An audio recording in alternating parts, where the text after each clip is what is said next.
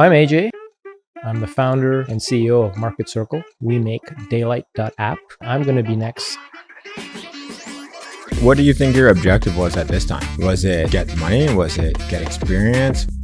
Freedom. There's like something that falls from the sky. If you're prepared, the opportunity comes, you can take it. If you're unprepared, opportunity comes, you can't do anything. What are some of AJ's rules around money? Somebody had put in my mind this idea that you should.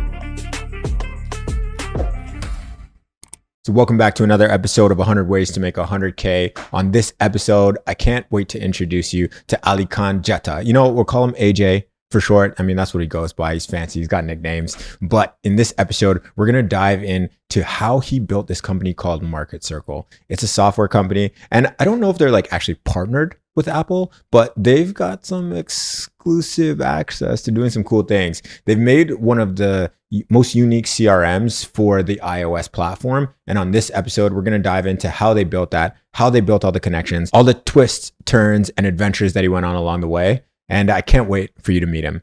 AJ, thanks so much for being on the show. Nice to be on. Thank you for having me. So why don't we do this? Maybe you could give us like a snapshot of who you are, what it is that you do, kind of like right now. Right. And then we'll go back and add a little bit of texture and uncover the layers that makes AJ who he is today. All right.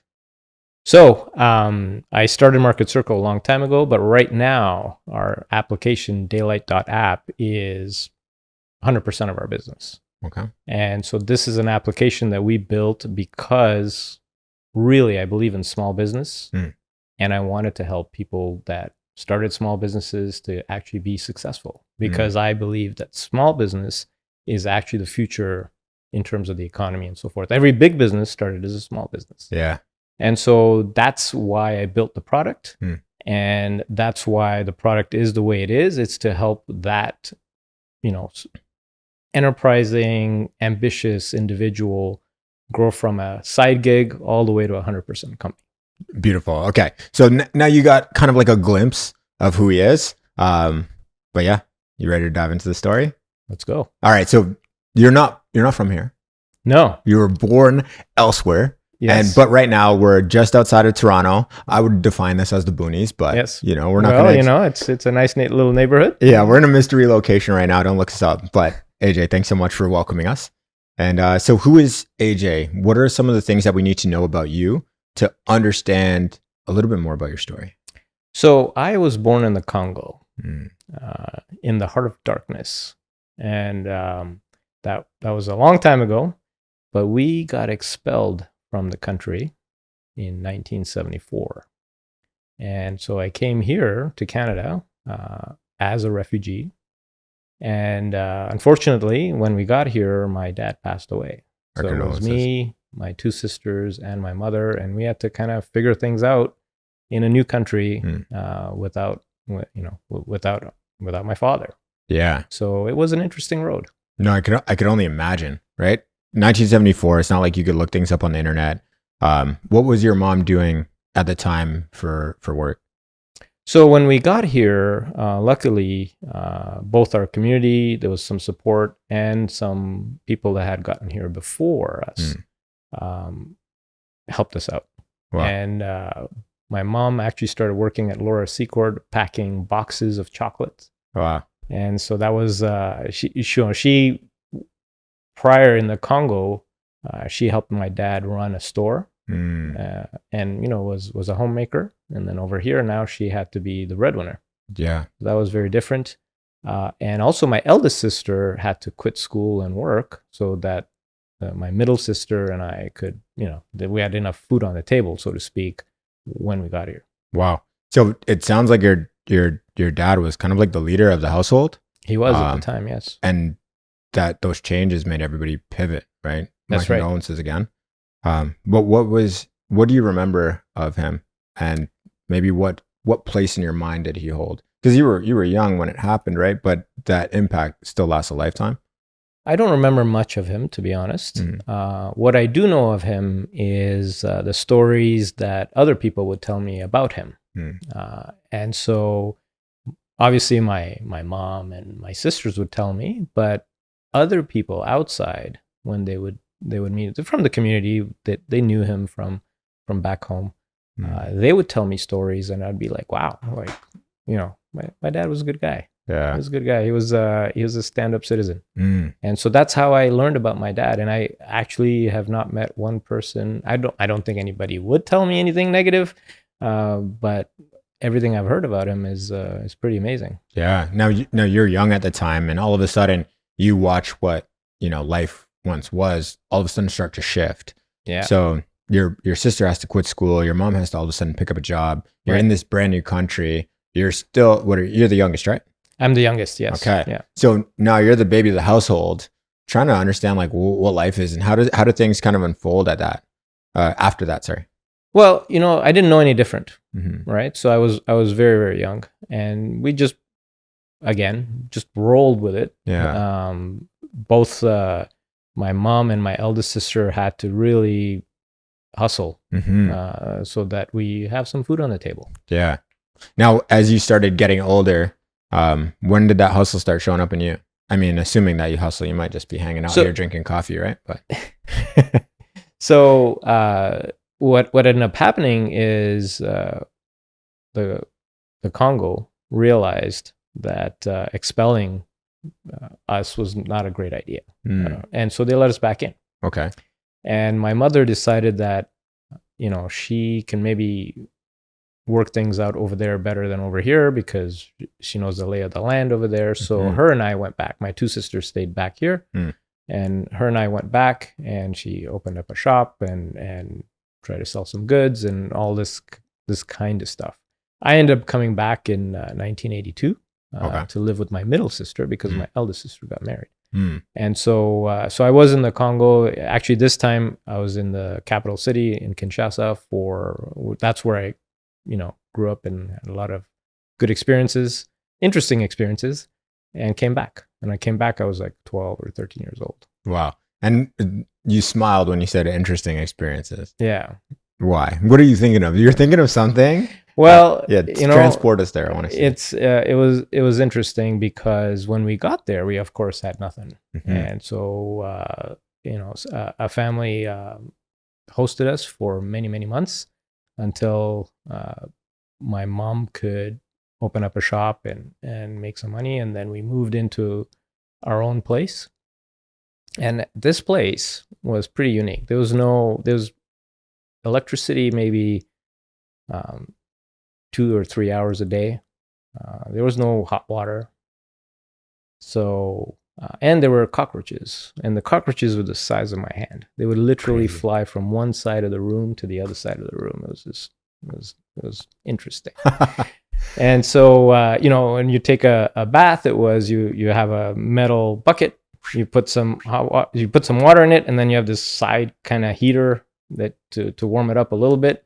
And so I had to take a shower or my bath with 1 bucket of water. That was the budget for your whole bath. For my bath. Okay, good to because otherwise you're doing cold water, right? Yeah. And since electricity wasn't there all the time, food was interesting because no fridge, right? Yeah. Well, we had a fridge, but sometimes things spoiled when there was no electricity.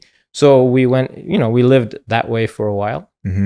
And that's what I was saying. It was interesting. It was an interesting experience, nonetheless. It was an interesting. There's this saying, what doesn't kill you makes you stronger. So those cockroaches are my friends. Now, if you were to see look at the society that we live in now, right? Yeah.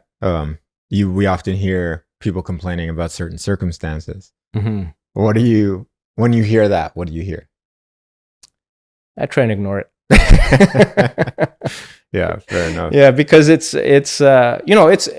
we're not the only ones that went through struggles. There's many people that went through lots of struggles, maybe even worse than us, right? Like you can if you dig into a lot of people's backstory, especially in that era and even before that era, it's a way worse than what we had, right? So now, we have first world problems, right? Like things like DoorDash and nobody cooking for themselves instead of ordering. And, it's very different. But there are people that have gone through worse, and I'm just thankful that wasn't me. Yeah. Right. So I look at it that way. 100%. So you get back to Canada now. Yeah. Does your mom stay in Rwanda? Does she come back with you? You mentioned that you lived with your middle sister because your eldest sister got married. Yeah. Middle sister's name? Middle sister's name is Nasim. Nasim? Yeah. Eldest sister's name? Naz. Naz and Nasim. Yeah. Okay. And AJ. Yes. All right. Sweet. Yes. Now we got a little bit of understanding now. We know where we're at. So you come back to Canada. So I come back to Canada, and my sister became my guardian. My mom stayed back in the Congo. Okay. And her idea was that I'll continue running the shop and I'll send money. Right. Didn't quite work out that way, but that was the idea. Mm-hmm. And so I was here, I started middle school, went to high school, etc. My middle sister was starting university at the time, and she was my guardian. Mm-hmm. And I didn't know this, but I recently found the documents where she signed for being my guardian. Imagine being 18 years old and then being the guardian of a 12-year-old. Yeah, curious 12-year-old at that. Yeah. So interesting 12-year-old at that. So her and I kind of made things work. Mm-hmm. And she went on to be very successful. And so, good example for me. Yeah. I like to say that I trained her, but she had the struggles dealing with me. Yeah. So now you're going through school, you're going through university. When did finances start becoming like relevant in your life? So, again, interesting period. So when I finished high school, mm-hmm. I went to university. Okay.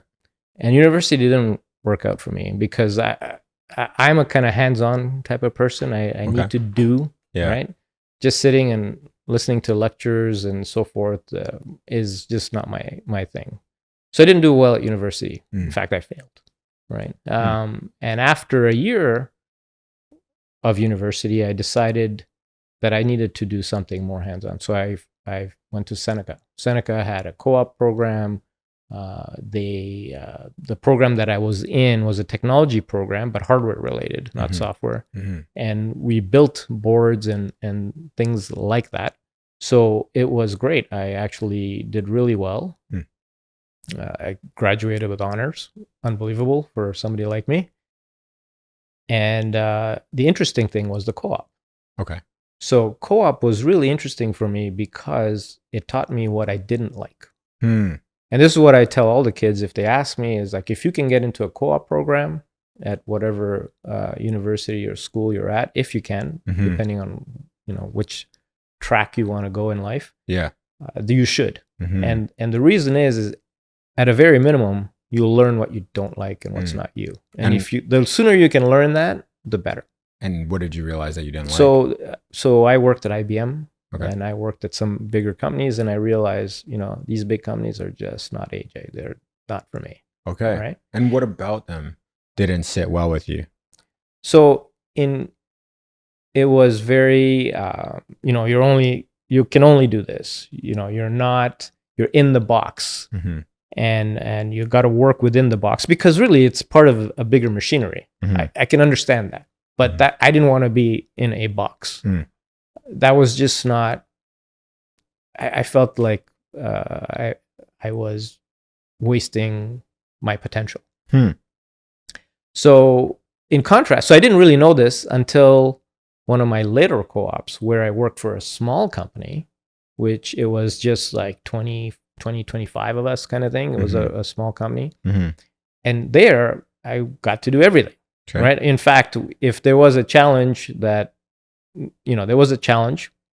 it'd be like the boss would be like, I got to solve this problem. And I'm like, well, maybe I can try. Yeah. And he would be like, sure, go for it. Right. He's trying to solve the problem. He doesn't care who's doing it or whatnot. And so here I was as a co-op student, and I was able to tackle much more complicated things than normally I would have been in a larger company. So that really showed me that that's the kind of environment that I want to be in. Yeah. And this is one of the reasons why I always tell kids to, if you can, do co-op, right? Or apprenticeship, okay, right? So that you can learn before you commit into a certain path, like which way to go and which way not to go. And so for me, I learned what not to do. And so the one that you ended up liking, what were you doing on this? Was it so software, that was it company? hardware? That company was a CAD CAM IT provider. So I don't even know what that means. So CAD is computer aided design and computer aided manufacturing. And so what they did was their customers were manufacturers or people that ran some production lines. And the CAD work was, designing whatever thing that the customer needed. And the CAM work was manufacturing that piece through some device. And so our job was to put those systems together. And so it was a small, like I said, 20-person company kind of thing. And so what we did is, customer would come in and would ask, we need this, we need to solve this problem. We need this kind of a setup. I was then tasked to put these parts together. Wow. And what happened was, because I earned their trust, they gave me harder and harder problems to solve, which was great, because that's how I learned. Yeah. Right. And that's how you should learn. Right. And so these challenges gave me confidence, because I was able to do things. They would then give me harder things. Yeah. And if I stumbled, there was Ken was his name. Ken was there to help me out. Shout out Ken. Yeah. And so that gave me lots of confidence. And so that's why small companies, for me, was great. Now at the time, this is an apprenticeship. Is this a paid apprenticeship? You're so this co-op was paid. Co-op was paid. Okay. Yeah. Now, I needed the co-op because I needed to earn, because I didn't have enough to actually pay for school or for the gas to get there. Yeah. So there were some days I was living in Whitby and I went to Seneca, and there was no bus going from Whitby to Seneca. And so I had to drive, right? But then you have to pay for gas. And so some days I would either have money for parking or money for food, not for both. So I would park really far away so that I could eat some fries at lunch. So was your objective what do you think your objective was at this time? Was it get money? Was it get experience? Was it find something that you enjoy? And who was kind of like advising you on doing this at the time? Because what are you, 18, 19 years old? At that point, 20? I was, 17, 18, 19. Yeah.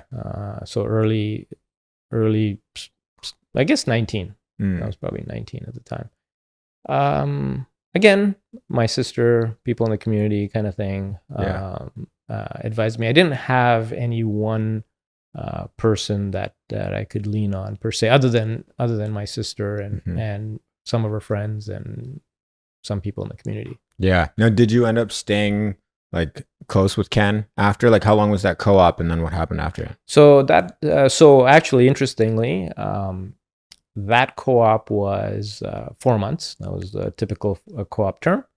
Then I got hired there full time after I graduated, and then they went out of business. So, so during that time that I was that last co-op term, and then when I started working full time for them after I graduated, I was very curious when it came about software. So I didn't learn software at school. I learned all this hardware stuff. Yeah. And I became enamored with Next computers and the MACHE operating system. So what I would do is, in order to kind of figure that out, I was just trying to read stuff. Yeah. And like you said, there wasn't much internet back then. I remember playing around with a 28K baud modem or something like that. It was crazy when compared to what we have now. And so what I would do is I would go to the world's biggest bookstore. Now this is going to age me. The world's biggest bookstore. This is a physical place. It's a physical place, one street north of Eaton Center. Okay. I forget the street name. Maybe like Gerard or something like that. No. It's Elm like Street or something like that. Okay. And so the world's biggest bookstore was there. And on the second floor were all these computer science books. Right. So what would I do? I I would grab the subway. I'd go downtown. Yeah. And I'd go early. I'd start reading the books there. Yeah. Because I couldn't afford to buy them. They're expensive, Mm-hmm. right? So I would read the books over there, and I'd read about the different operating systems, and I would read about object-oriented programming and all this kind of stuff. And I remember, cramping at that time because I'd be like, standing and reading. Wow. And avoiding the store staff because after I figured, they might kick me out or something. No I'm way. there like 6 hours. Yeah. Right. Holy. Like buy a book, damn it. Why were you so hungry for information? That's a good question. I don't know. Yeah, because let's be real for a second, right? Like you're going into a library. I don't remember the last time. There's a library in my condo. Yeah. I have to go down to the 3rd floor. Right.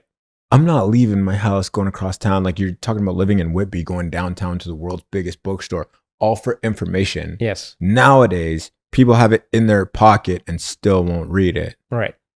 Talk to me. So,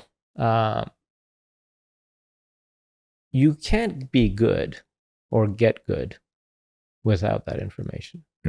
Especially in the field of in a new field or a field like computers, because there is so much base knowledge that you have to learn, right? And more than that, there is the scenario of there's so many different paths you can go. So even within computers, think about it right now. No one person can know everything about computers, the different fields, AI, databases, networks, all this kind of stuff. Yeah. And so it's a field where you need a lot of information. And so I don't know. I'm just a curious kind of person. I like to understand things. I like to understand systems. And I'm willing to take the time to learn them. So rather than watch a movie or watch a TV show, I would rather take some time to learn something. There's another thing I also tell the kids is stop scrolling and start learning. Right? Although you can learn some things on certain, depending on who you follow, maybe people that follow you. Maybe people that follow you. What the young boys say, they say, stop glazing me. That's what they say. They say, stop glazing. Well, I have to. And so, so I think it's information is really important for you to be able to make better decisions later on. And just like what you're doing by sharing these stories of these various people that get to 100K, and people watching the show, if they're young, imagine the advantage they have as compared to somebody that didn't. Yeah. Right. And so that's why I commend you for doing the show and for interviewing the kinds of people that you interview. Well, I commend you for, number one, welcoming us. But number two, being so open to sharing your story. Oh, you're welcome. I'm like, literally, there's no story to tell unless somebody slayed the dragon. And I appreciate you, risking your life and jumping through fire and all to sit here today and have coffee with us. So, well, yeah, appreciate you. So would you say that this was kind of like the start of a new journey as you started learning more about this software? Because like the business that you're working for closed. What are you doing now, right? So this was before that business closed and before I actually graduated from school and was working full-time. Okay. So, now, no, hold on. I need to ask this because you're going to school for something hardware. You're in this like other internship or co-op program that isn't necessarily exactly what you want to do, but it's starting to pique your interest. Yeah. And now you're doing more learning? Yes. On top of that? Yeah, absolutely. Okay. Yeah. Talk to me. Yeah. So, it's the whole thing about learning, you're only as good as the information that you have or that you can do now. There are people with certain kinds of talents like dancing or art or whatever. You got some dance moves? Oh, no, not at all. In fact, I might tank your show if you want to get me to dance. Maybe we'll go viral. Who knows? For the wrong reasons. Hey, so we're keeping the blazers on today. Okay. So going back to the curiosity aspect of it, I think it's just curiosity, really. Like I'm just curious, and anytime I face a challenge, I'm just curious as to how the thing works,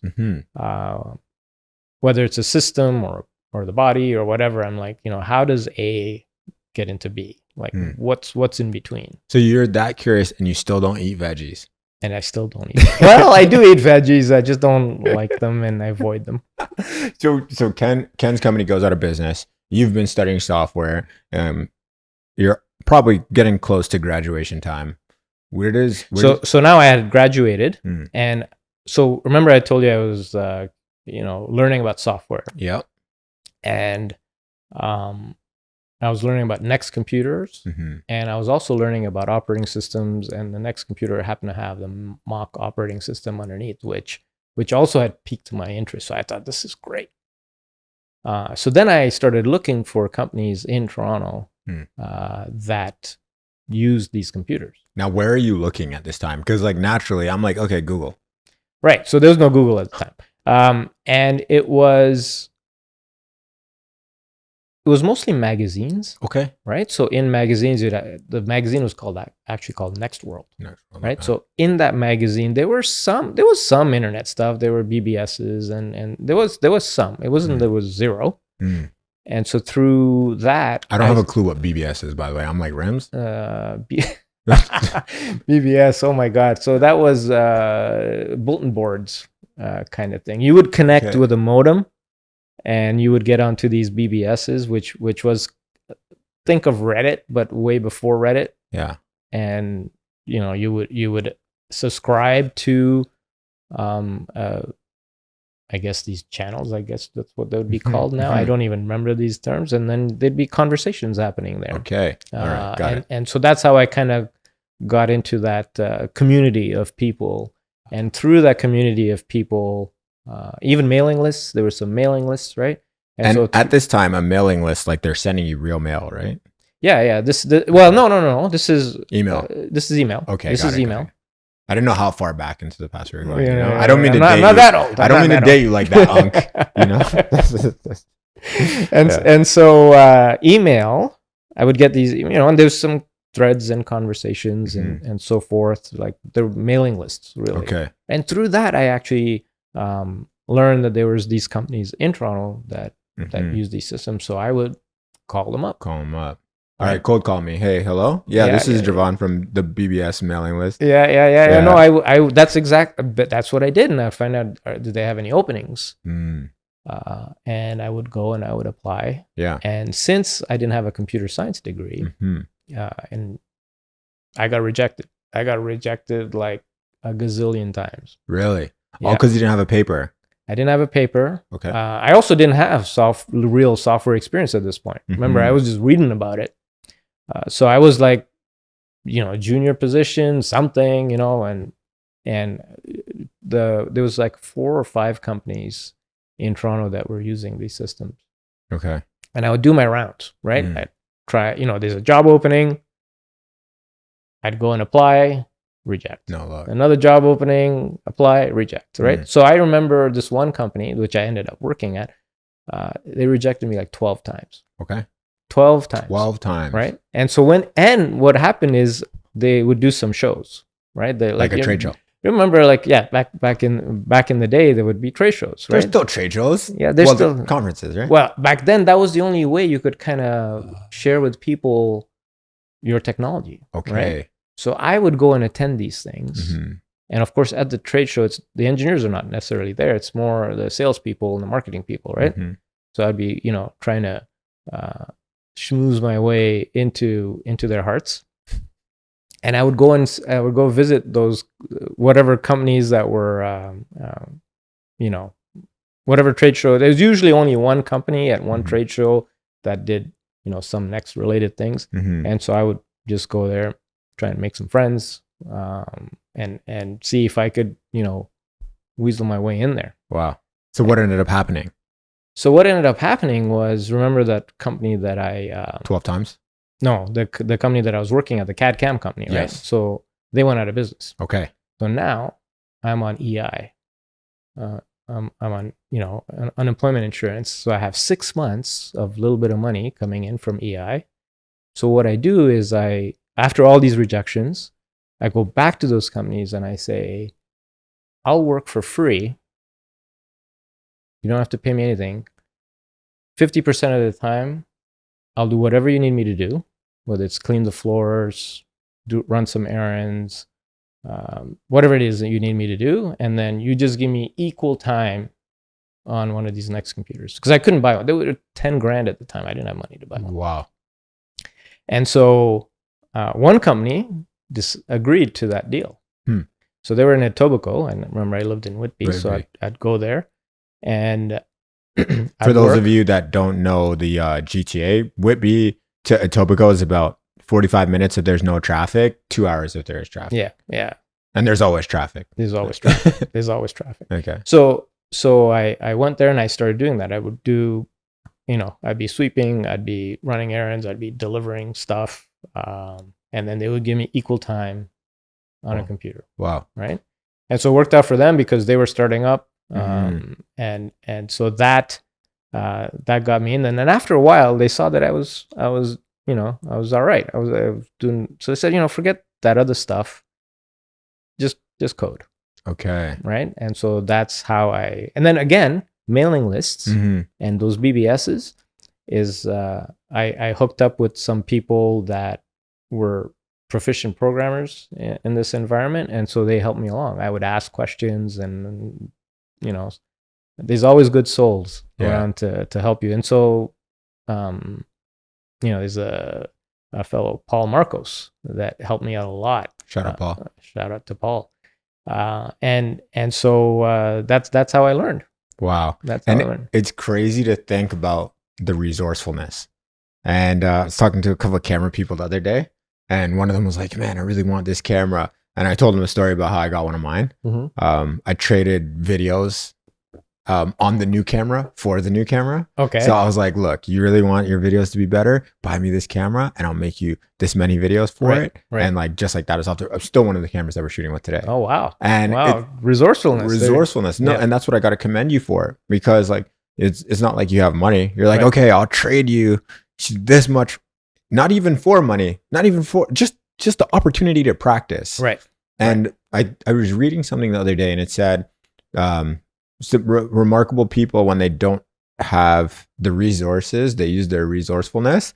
And if you're truly creative and you don't have a sandbox to play in, you're going to find a way to create your own sandbox. And that sounds almost like what it is that you did using your resourcefulness. Now, would you say it was intentional that you knew that the practice was more important than the money? No, I don't know if I realized that at the time or anything like that. And I think that was an assumption. Do you even believe that now? Like, what's your take on like that whole book experience versus real experience? And yeah, just I'd love to hear your thought. Well, what I would say about that is that, there are people that have the attitude, you pay me and I'll learn. Right? And there's another set of people that'll be like, I'll pay you to teach me.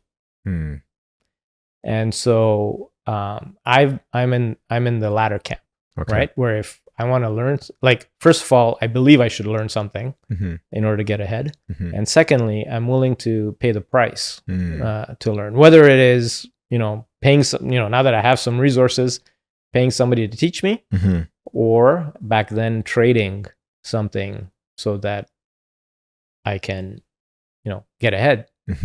Like if somebody's taking the time to teach me or has the willingness to teach me, I'm all in. I'm there. Like, give it to me. So, at this point, you're trading 4 hours of cleaning in exchange for 4 hours of computer time. They finally see some potential in you. Yeah.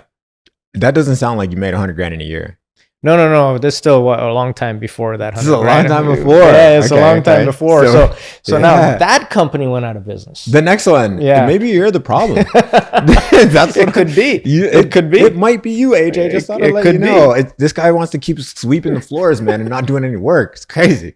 So that company went out of business. But now remember the other one that rejected me 12 times? Yeah. So they were doing police software. Okay. So I go back to them and I say, like, I got experience now. I got some programming experience. I don't have a paper, but I got real world experience, and I did this and I did that.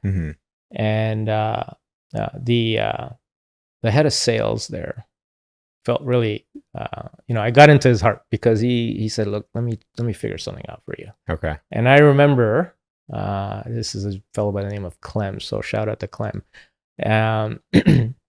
He kind of pitched me to the boss. He says, look, this kid is like so persistent, like you got to give him a chance, etc. So I got in there. They gave me a chance. I got in there as a, so back then, the way we did demos is you actually went to the place, assembled all the equipment, and then the salesperson did the demo. So who assembles all the equipment? This guy right here, right? So that's what I would do. I would go to various police forces with the salespeople. I would assemble the equipment for the demo. Okay. And then they would do the pitch, and then I would take the system apart. Right. So no, not programming or anything like that, but I'm in there now. Right now, and now I'm with a company that writes like hardcore software. Okay. So I got my foot in the door. Okay. Right? My foot's in the door. Finally. Yes, finally. So that's actually turns out to be important. So now we go to, we have various police forces as customers. Okay. Toronto Police, York Regional, London Police, etc. And of course, there's the relationship part of the sales, right? So I would go with Bob, who's the head of sales. He would do his thing, and we'd go visit periodically, and I'd ride along with him. And then there were some problems with the software, right? And during the demo, or just like in general? No. This is now we've sold to these companies, these police forces, and they're actually using it. So we've helped set up, etc. Right? Yeah. And so they're using it, but they're running into bugs basically, and the engineers are supposed to fix those bugs, but they weren't able to fix specific issues. And so I was always getting the heat. When we go and see the customer, sales guy is doing his thing, technical issue, talk to AJ. Right? And I'm like, well, I'll talk to the engineers, etc. Go talk to the engineers, they can't figure it out, etc. So it got really bad. It got really, really bad where they were very upset. Like what would happen? So now think of, think of back then taking electronic mugshots, right? Originally it was with camera. Okay. You take a physical photo of whoever you're booking. Yeah. Right. And so at that time with those Next computers, we had live video. This was brand new. Wow. Right. So we used these live video and take a picture, and then we would put the picture in the database, blah, blah, blah. Right. And so what would happen is, in the middle of the night, they'd run out of memory. And who do they call? AJ. They call me. Of course they call right? this guy. I was on call, right? So I'd have to go and do certain things at 3 a.m. Wow. At 4 a.m., sometimes at 1. And then, there's people that they have to process. So I had to be there in time. So it depended various, police stations. This problem could happen downtown. It could happen in Scarborough. And any one of the divisions, right? Yeah, any one of the divisions. Wow. So that was me. And and finally, so I got fed up. Of what? Just like leaving your house of the fact that there was these 3 critical problems that were not getting solved. Okay. Right. And I'm like, how hard could this be? And let me get in there. Now, when you say there's 3 critical problems that are getting solved, you're talking about like once you guys sold and started the implementation, it was the same problem at every single division, each one was a separate problem, but they were significant problems for them. Okay. And so I go like, how hard could this be? Like, let me get in there and see what's up. And lo and behold, I actually solved the problems. Okay. So go ahead. Sorry, I didn't mean to cut you off. Yeah. So I solved the problems. Customers are happy, right? And the boss is like, the owner of the company is like, what the hell? This sales guy, who doesn't even have a computer science degree, solves these problems that my engineers can't solve. Yeah. Like, he was not happy because those problems prevented further sales. Yeah, of course. Because the police forces would not recommend to the other ones, right? Mm-hmm. And it's not easy to find out because they're not always going to tell you. They're not going to be like, hey, by the way, we were talking to our friend and like we didn't recommend you. Oh no, the owner knew. Oh really? He knew. How did he know? How do you? Like, I don't know how he knew, but Okay. but I know he knew. Got it. Because when he found out that I'd solved at least one of the critical ones, right? I remember he was livid. He was just livid, and he went and he lost his mind on the engineers. Like, how does it that this guy who doesn't know anything is solving the problems that you haven't been able to solve for, I don't know, 6 months, a year, or whatever? Well, good thing they accepted the person who wanted to trade, sweeping the floors for computer That's time. right. That's right. Yeah. So the sad thing is after that, those engineers left. Of course. Yeah. And so now there's no engineering team. It's just AJ, the sales guy. Sales implementation. So that's how I got into engineering. Okay. Right? I took over engineering. Wow. And how long were you there? I was there about 5 years. Okay. And when did you start thinking? So, and then the next play after that was starting Marketcircle, right? No, after that, I went to another company where we made DNA analysis software. Oh, wow. So stayed in kind of like the investigation type. Well, in that case, it was database-driven work. Yeah. Right? Yeah. And we did DNA sequencers, or this new company did DNA sequencers, and then we had to take that data and analyze the,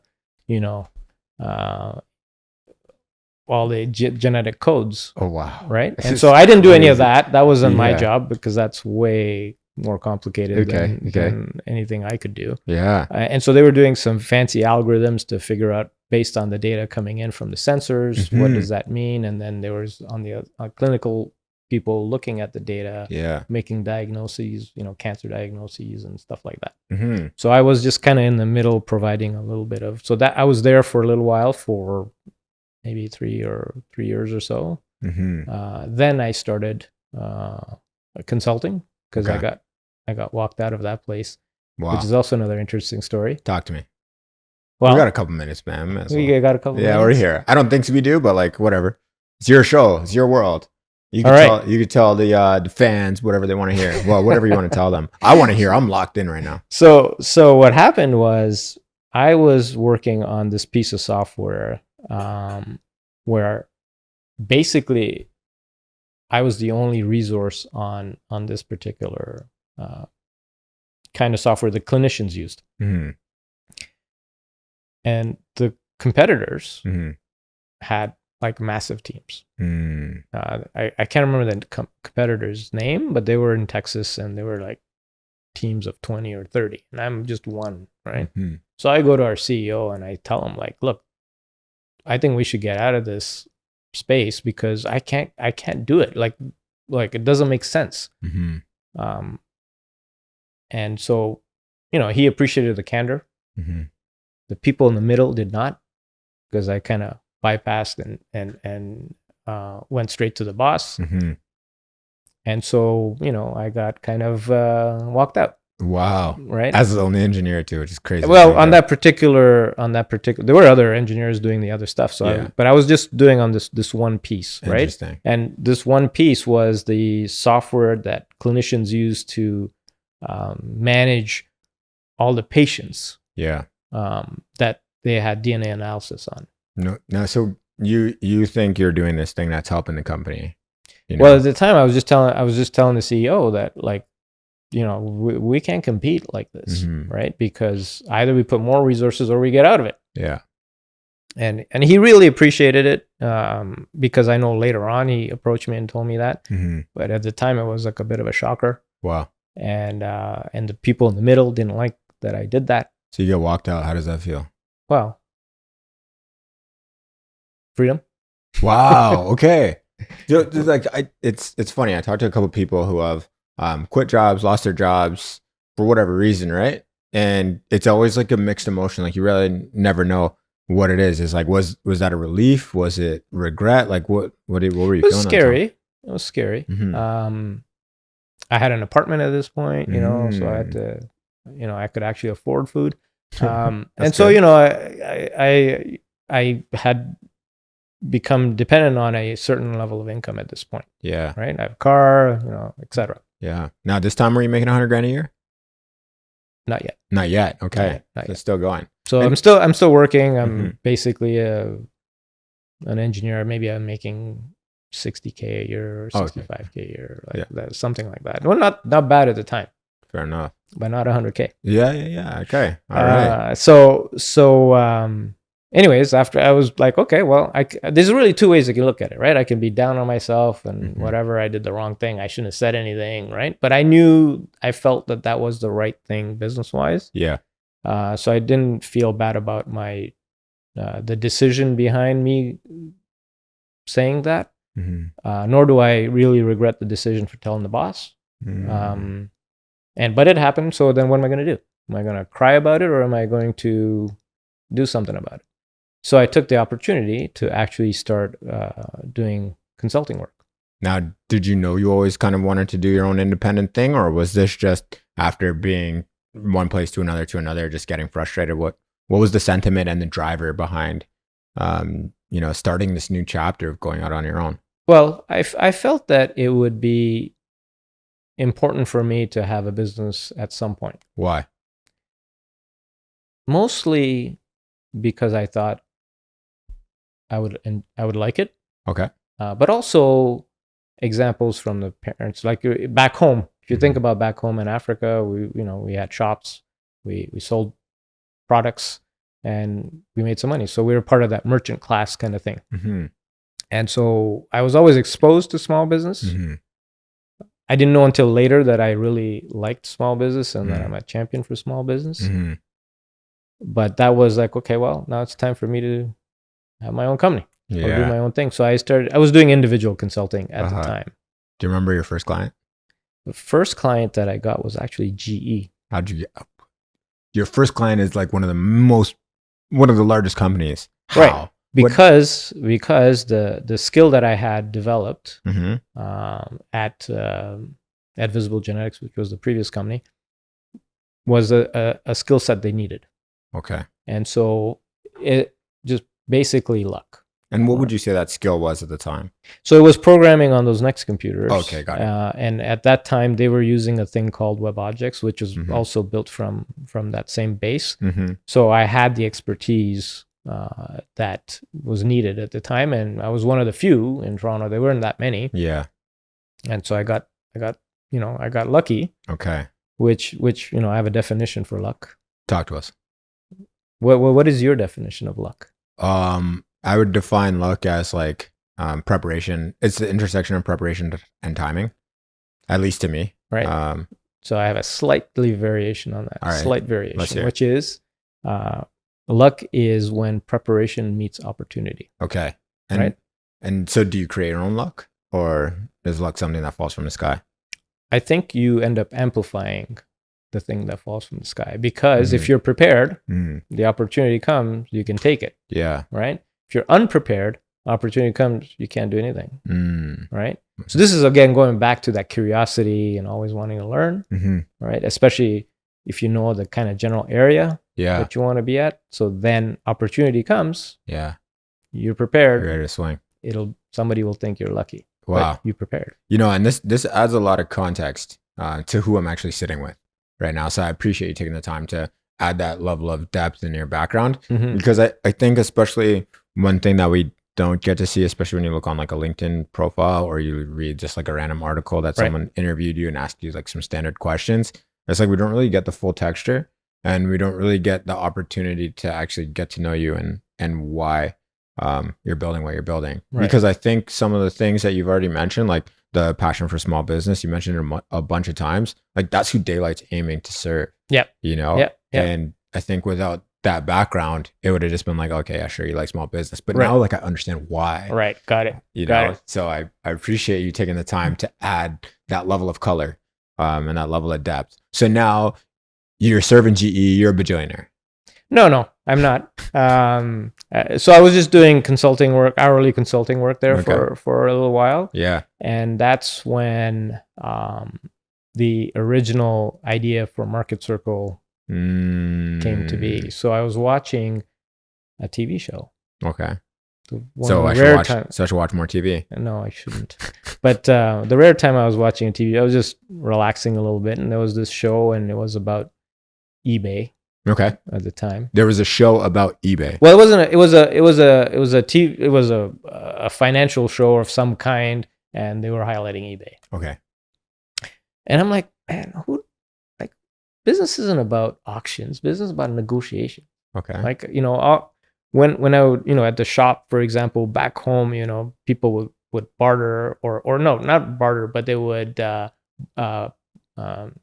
bargaining, right? Yeah. Like, hey, I'll buy these many units if you give it to me at this price. And, Hey, I'll they come would go back and you go back and forth and you come to an agreement and you end up moving those products or those services at that given price. Yeah. So I'm like, who does auctions? Man, that's not real business. Okay. So I'm like, you know what? A better idea would be the same kind of thing, but with negotiations. Okay. And so that was the original Marketcircle. Marketcircle. I couldn't get Market Square. Okay. Okay. Because that was a domain that was already taken. Okay. And so Marketcircle was available, and that's how that company started. Okay. Right. And so the idea was that somebody should be able to put up a service and ask for a price. Okay. And then a consumer or another person on the other side would say, well, I'll offer you this much for that service. So you can then negotiate back and forth. And the same thing for some products. You could put up some products for sale and you could say, hey, I want $50 for this. Yeah. And somebody could come back and say, I'll give you 35. 35, eh? Right. All right. And so we built, so that was the idea. Okay. So you're kind of doing consulting for GE and now you're building this new marketplace, Marketcircle on the side. Right. So I started, that's the idea that started. Yeah. I was doing GE during the day, doing some consulting there. In the evenings, I'm hustling. I don't know anything about business plans. Yeah. I don't know anything about raising any money. I know nothing. But you know how to code. But I know how to code and I'm resourceful, like you said. So I was just starting to ask questions everywhere. Yeah. And so are you doing this out of curiosity, or are you doing this because you're like, man, I want money? No, at that point it was like, I think I can build a company. Okay. Right. Okay. So consulting was kind of a stopgap, right? Because I got walked out the door, and so I started the consulting. I got to put food on the table. Yeah. And then that gave me the opportunity to start the company, the Marketcircle. And so then I learned how to do a business plan. I learned how to go and try and raise some money. Right. So I raised a little bit of friends and family money. Okay. And then we built the prototype system. We actually had real transactions. Nice. And then I'm like, okay, well, I need some real money to scale this company. So I started looking for venture capital, VCs. Still doing consulting now? Well, yes. I'm doing some consulting now because I raised some money. I was able to cushion a little bit. And so now I'm going and so I have some money, right? So the hours that I'm doing at G is like, 2 hours or 4 hours or whatever. They eventually, that product was finished and I didn't need to be there. I just needed to be there for a few small things here and there. And so that worked out great for me. Yeah. So now I go and we built the system. I find a couple of people to help me, right? Actually, one of them is still with me. His name is Mike, is our COO. Shout out Mike. How'd you find Mike at the time? So one of the people, when I was doing the friends and family raise, I got connected to this fellow, Bruno. And Bruno told me about Mike. Okay. So I call up Mike. And Mike is at school at this time. I think he's in 4th year or 3rd year or something. And so that's how we hook up. Okay. And so Mike was basically right at the beginning, of Marketcircle. Yeah. Right. So that was your number 2. That was your first team. Yeah, member. he's my number 2. He's my number 2. Yeah. And so we built the software, and then I started doing the hunting for VCs. I got to this one VC in LA, presented the idea. He's like, you know what? That's not a bad idea. If you get this other guy, I'm in for X amount of dollars. All right. You So got I some go, traction. okay, Go time. All right. So now let me set me up. I'll talk to him. So he sets me up. I go and I do the presentation over there. And that guy goes, that's not a bad idea. This might have some legs. If you can convince this other guy, I'm in for some money. So anyways, I get to this four, like I do these four layers, right? I found this first guy, then the second guy, then he set me up with this third guy, and I don't remember the third guy too much. But then he set me up with Draper Fisher Jurvetson, which was the people that funded Hotmail at the time. Ooh, Hotmail. You remember Hotmail? Of course. So now I'm there. There's a meeting set up. Yeah. So this is your big break. Like this is like the moment right now. Well, maybe. There's a twist. Yeah. Okay. So I go there, and I'm ready to do this presentation. I'm all ready. Everything. You get 15 minutes. They say 15 minutes or whatever. You got 15 minutes. Okay. That's all I had. Yeah. So I go in. I talk to the receptionist. She goes, well, you can go and sit in the boardroom. Mr. I forget his first name. It's okay. He'll come in and talk to you. So I go in the boardroom, and it turns out that there's a glass wall between the boardroom and his office. Okay. Right? And so he's an older fellow, right? And he's on the phone, and he's livid. He is beat red, and he's just yelling. I can't hear anything, but he's just yelling. He's yelling. Yeah. Slams the phone down. He comes in, like, so he's out of his office, turn, and then into the boardroom. And he says, you got 1 minute. So much for 15. So I'm like, I'm a little taken aback because I don't even know what, I was just like, well, okay. And then the receptionist again knocks on the door and whispers in his ear something. And she says, I'll be right back. He comes out, goes back into his office. Again, I can see him. He's on the phone. He's livid again.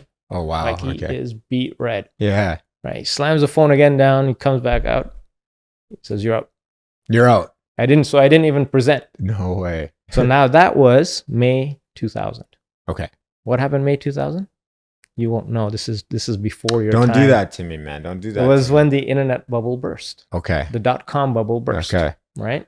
And so everybody was, it was basically, that was it, the end of the .com era. Yeah. And I just happened to get there at the wrong time.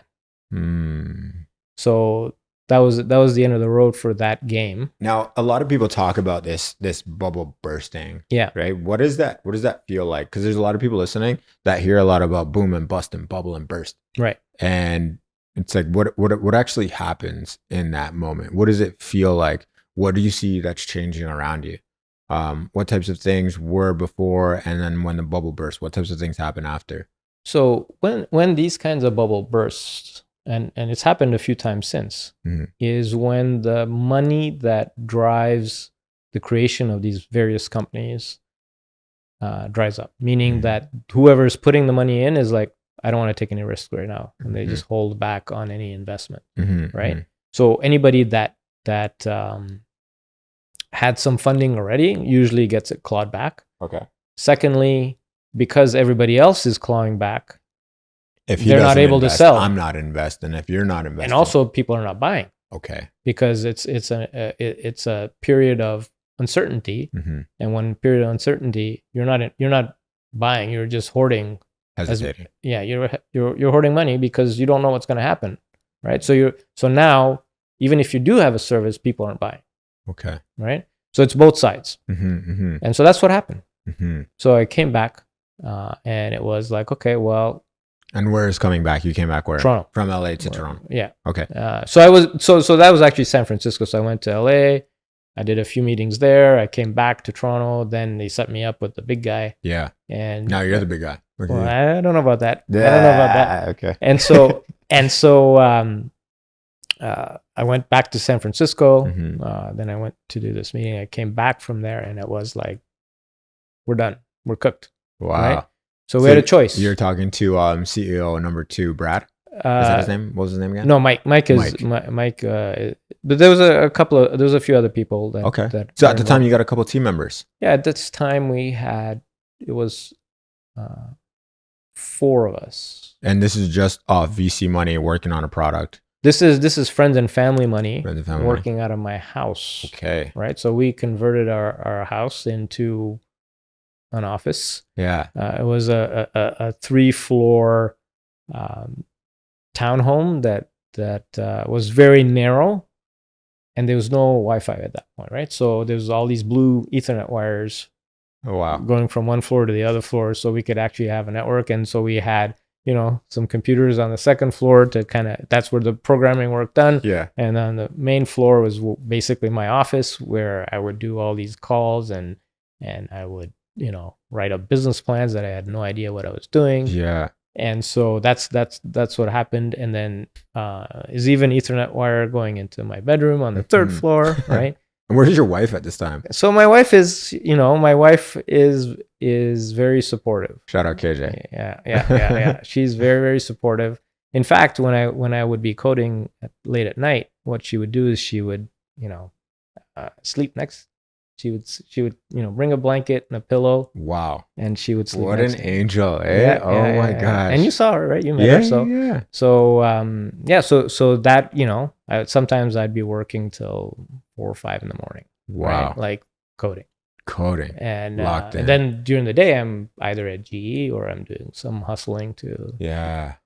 Oh my goodness. Yeah. So when do you touch your first 100K in a year?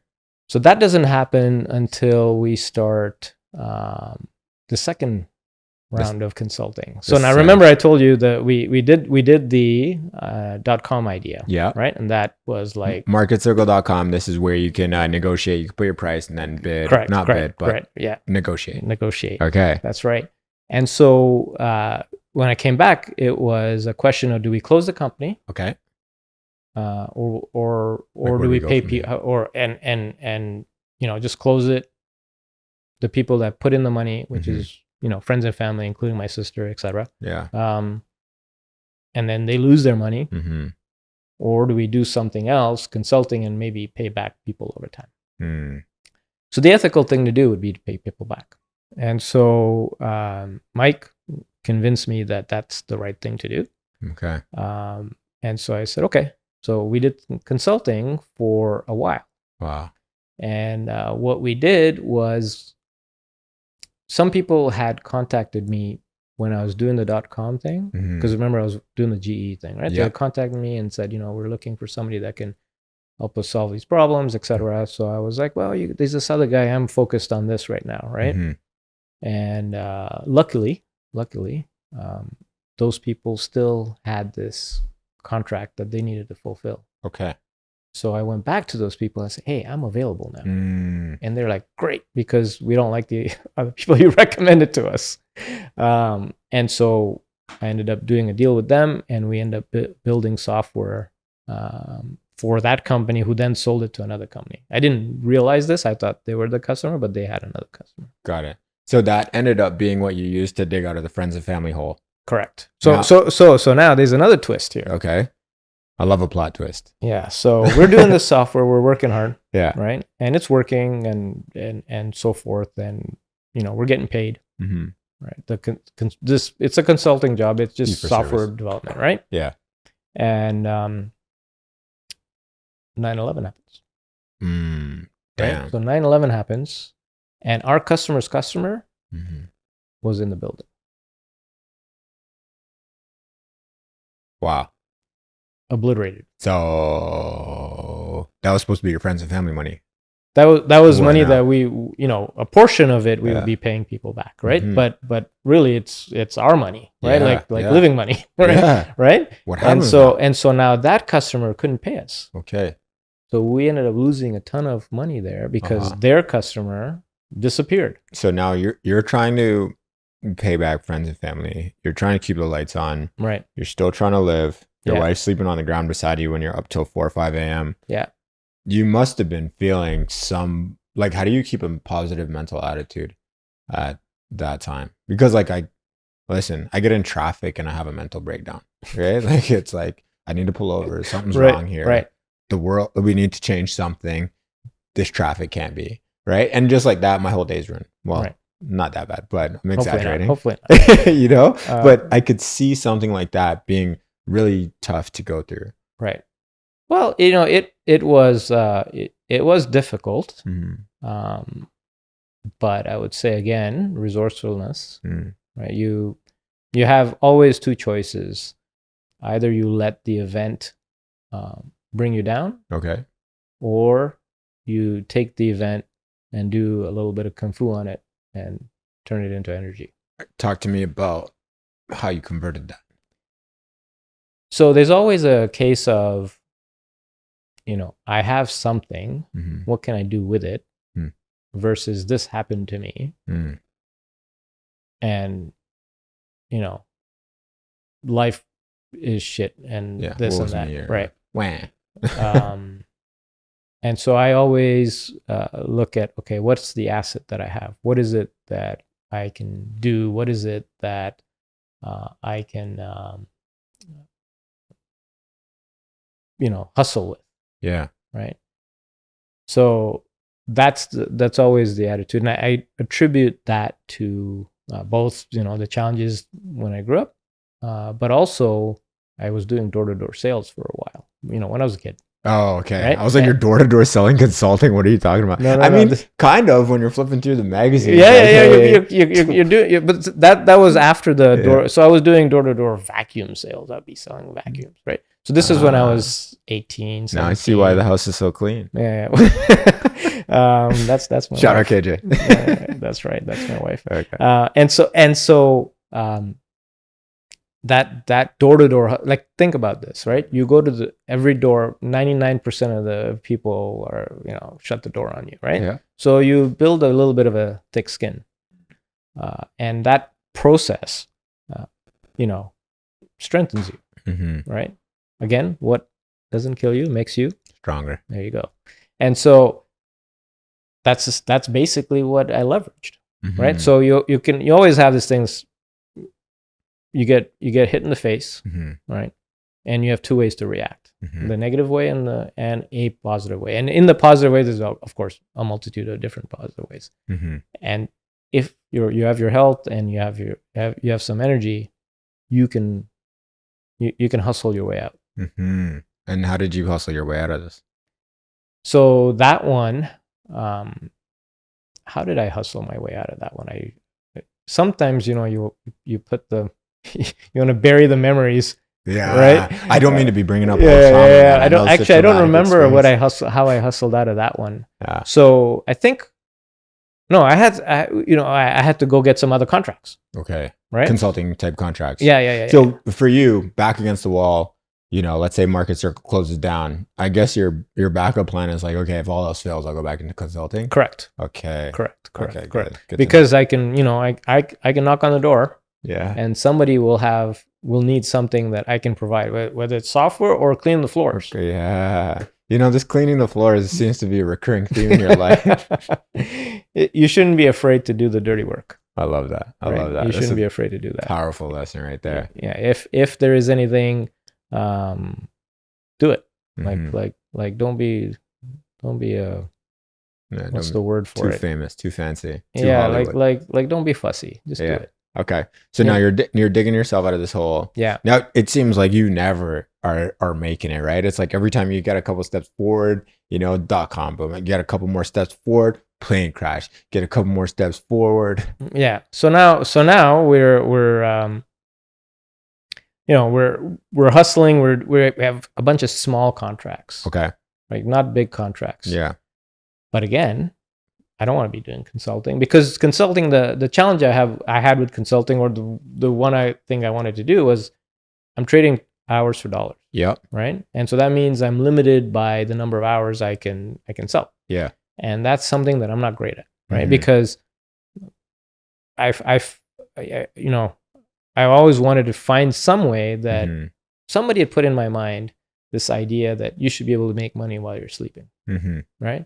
And so how do you do that? You have to build something that somebody's using while you're not there. So the consulting was a temporary thing. So I started. So now remember, we were doing these smaller contracts. I was telling you about that, right? Mm-hmm. And we had to sell. And who was the sales guy? Me, right? So, All right, but I was also coding. Sell me something, I'm buying. Right. So this I actually have a line on that one. All right. So, so what would happen is I would be selling, and I would be building. Okay. The problem was, yeah, when I had to follow up, I'd forget. Dropping the ball, man. And secondly, when I did follow up, I'd forget where I left off. And so out of that need, Daylite was born. Yeah, interesting. You know, it's funny that you say that. Like a lot of, I'm in like a couple different networks, and one of my friends, shout out Ryan, he always talks to me about the problem that he solves. Right, like we're entrepreneurs, we're trying to do our thing, and we're fascinated by this problem. All we want to do is talk about the problem. He helps founders that are in founder-led sales, and helps them transition to get their first salesperson. Right. And recently, I've been going through this like battle because it's like, okay, yeah, I could sell the thing. Okay, then we got to fulfill the thing, and we got to follow up on the thing. And it feels like trying to hold water. Right. Yes, in your hand. What happens? You can't hold it. Yeah. And that sounds a lot like what it is that you're describing. So you're in this place where you're building and you're doing the selling, and you're probably troubleshooting, and you're probably following up, and you're trying to improve the brand, and you're trying to do. There's no such idea as brand back then. It was like, just do the work, man. Just do the work. Okay. Get some money. Yeah. And so what would happen is I would lose out on sales, and I like, this is crazy. So we were again on the pre-Apple system, which was Next based. Okay. Right. So we were not on PCs or anything like that.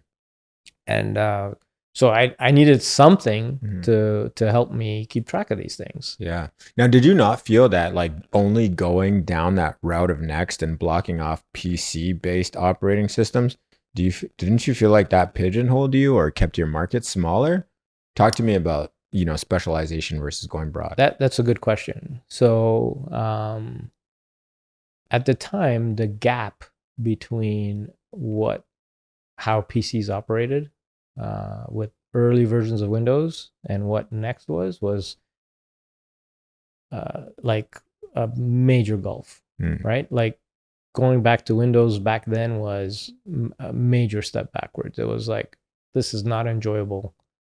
This is not fun. The other thing was fun. It was enjoyable. And you could do all kinds of crazy stuff. Now, remember, I was telling you at the other company where I was competing against a much larger team. Yeah. How was I able to do that? I was able to do that based on the software foundations that was provided on Next. So we were still able to leverage that a small team can do this much work and provide more value for less money. Like meaning it's a cheaper cost for us, right? Because we don't need as many people, and less people can do more. So that's why I stuck with that platform, because I was able to be more competitive. Got it. And did you not feel like that like pigeonholed you, or so like, did you not have like FOMO? I just hated the other one so much that it was like, I don't want to go there.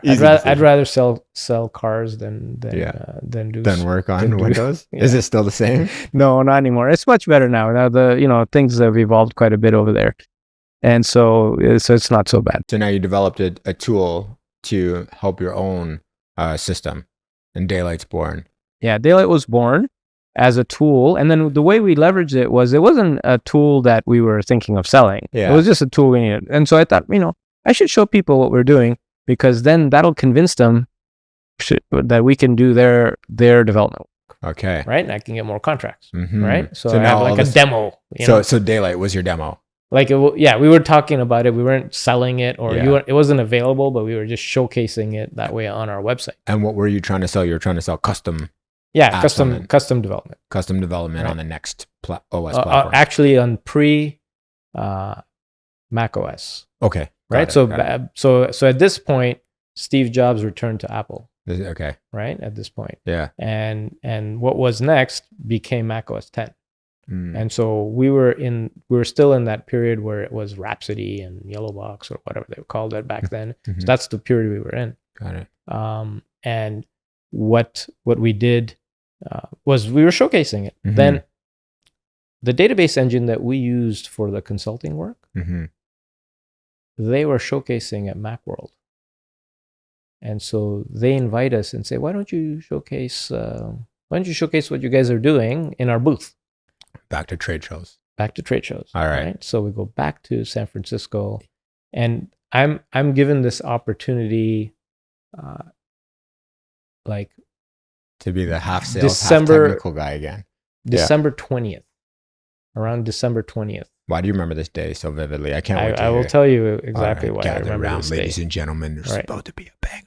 Right? So December 20th, December 18th, 19th, somewhere on there. And Macworld is January 5th. Okay. So this guy tells me, you can showcase your app Mm-hmm. on top of our database. I go, but I'm not using your database for the app, right?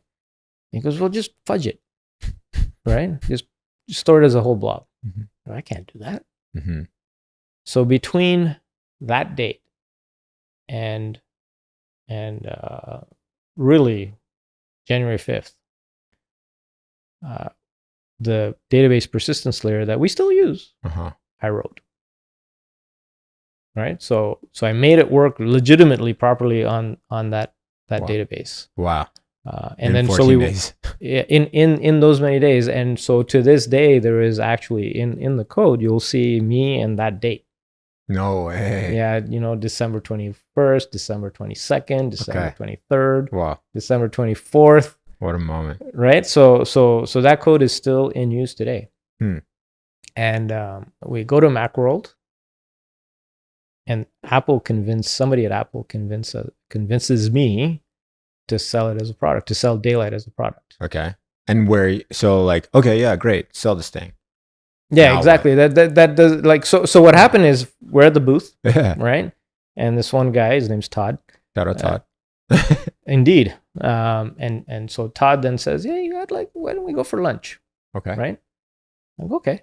Yeah. So I go for lunch, Uh-huh. and he was like, you need to sell this product. Huh. I go, but, I had all these buts, But. right? And he says, no, sell it, Mhm. right? And then he said, you should target. Not only is he telling me to sell it, but then he's giving me a date on top of that. You should target April 1st. For what? April 1st for what and why? Right. Exactly. And, exactly. So Okay, so you got I some go. insight So on this. I'm like, okay, Yeah. I want a product anyways. So Uh-huh. let me just do this, right? Yeah. So we're hustling. We change what is Daylite at the time to a product that has the foundations of what we still sell today. And what year is this? This is 2001, Oh, one. Okay. right? So after 9/11. Okay. Got it. And we hustle, we ship on April 1st. Mm-hmm. And April 1st, or I think it was April 5th. I can't remember if it was April 1st or 5th, but anyways, in that date range, if you shipped your application by that time, you could submit it for an Apple Design Award. Oh. Right? All right. I didn't know this at the time. Okay. Right? So being naive, Yeah. I just listened to Todd Mhm. and I did it.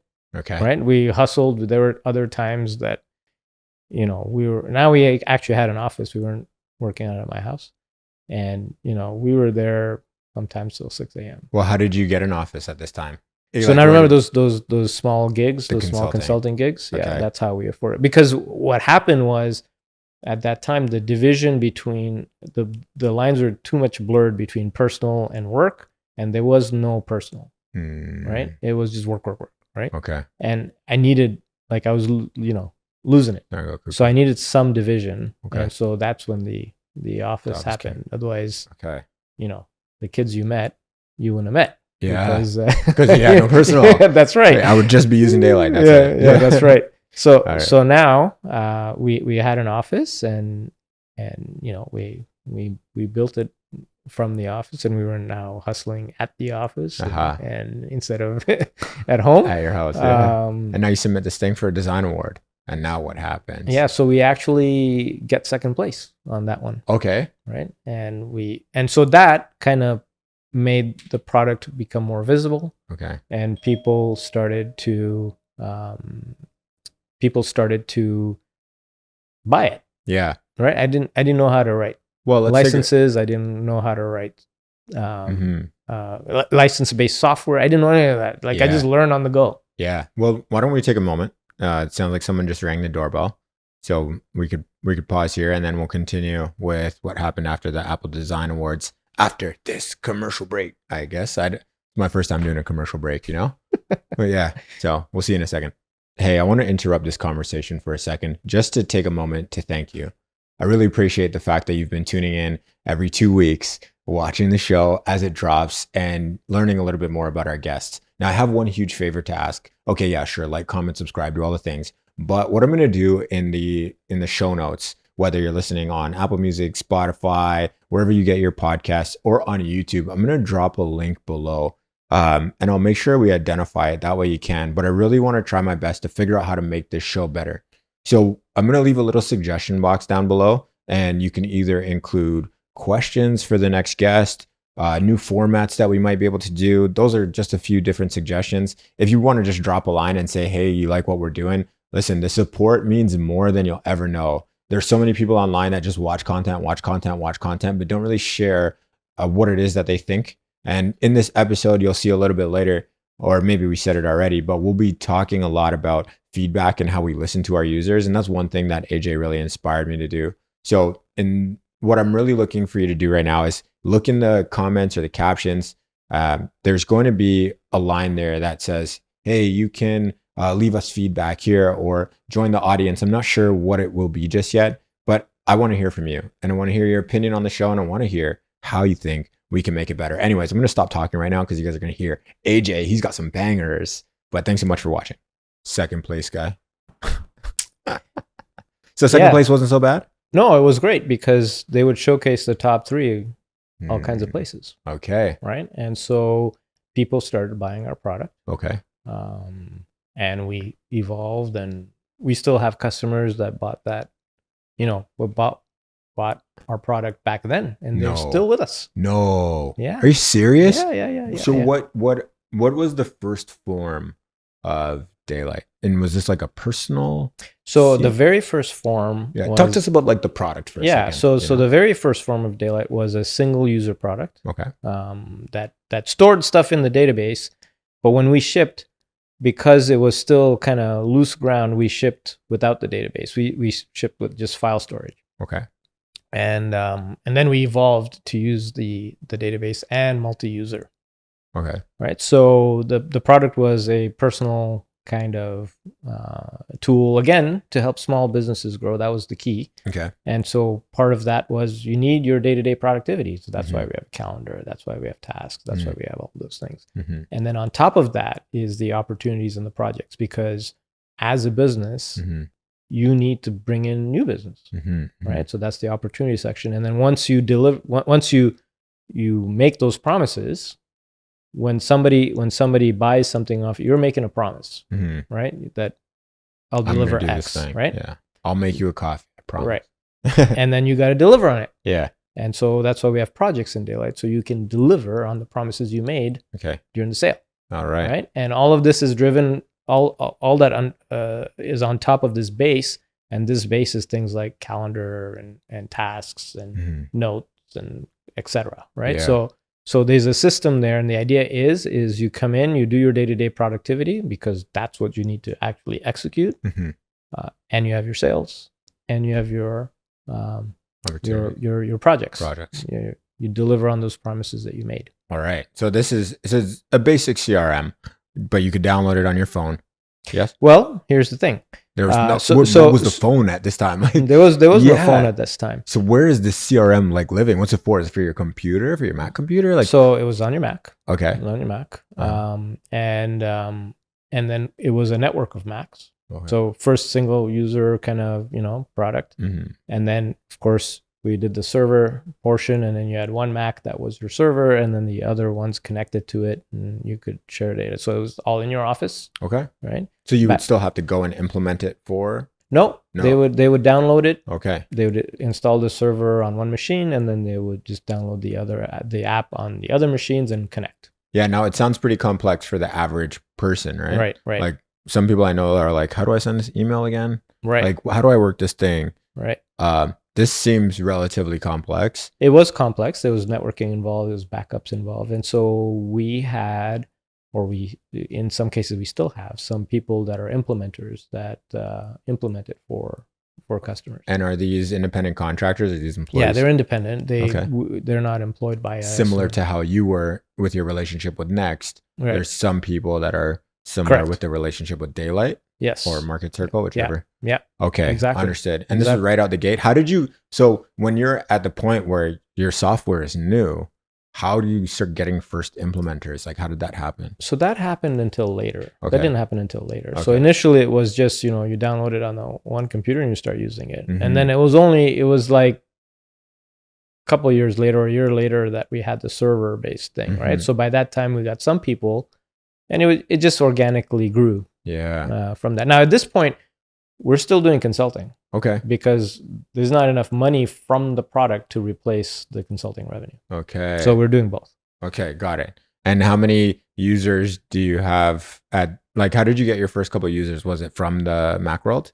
So the first few users were not at that Macworld, but subsequent Macworlds we got some users. Okay. But after that, when Apple highlighted our product, they got to know about us and then went to our website, and from our website they downloaded it and paid for it. And then we also had physical boxes where we would be in the equivalent of future shops and stuff like that. I don't know if you remember, they used to sell boxed software. Okay. Right? So we had Daylite in boxes. No way. Yeah. Interesting. And then there'd be, a DVD in there that you'd Put be able to install. So what would happen actually is prior to the, subsequent Macworlds, we'd be writing the software, we'd have to finish it, and then we'd have to burn all these DVDs. Yeah. And then so that at the show, we could sell the application. Interesting. And was that the first format of the product, like the DVD? So like even people locally. Well, the physical one, like the download also was there, but people didn't have like great connections. So then it also days to download stuff. It take hours to download. Exactly. Stuff. It would take a long time. Yeah. And so now when you could get a DVD or a CD, it was a CD actually, not even a DVD. No, CD-ROM, not floppy disk though. Floppy disk. Okay. We were we just had exited the floppy disk. Yeah. Crazy. And so so we would do these things on CDs. We buy this machine with like 4 burners on it, and then somebody. I think my mom kind of helped us with this, and she'd be putting it in, hit the button. Mike's mom would put it in, hit the button, and Krima and all these other people would be like helping us make like hundreds of these these CDs. And then what if you had a bug, which we did. And this is on the burned version. On the burned version, yes. Yeah, like what do updates look like? Yeah, so then you had to download the update. Yeah, okay. But we got something to give you physically. So at the shows it was in a nice little like sleeve. Okay. Right.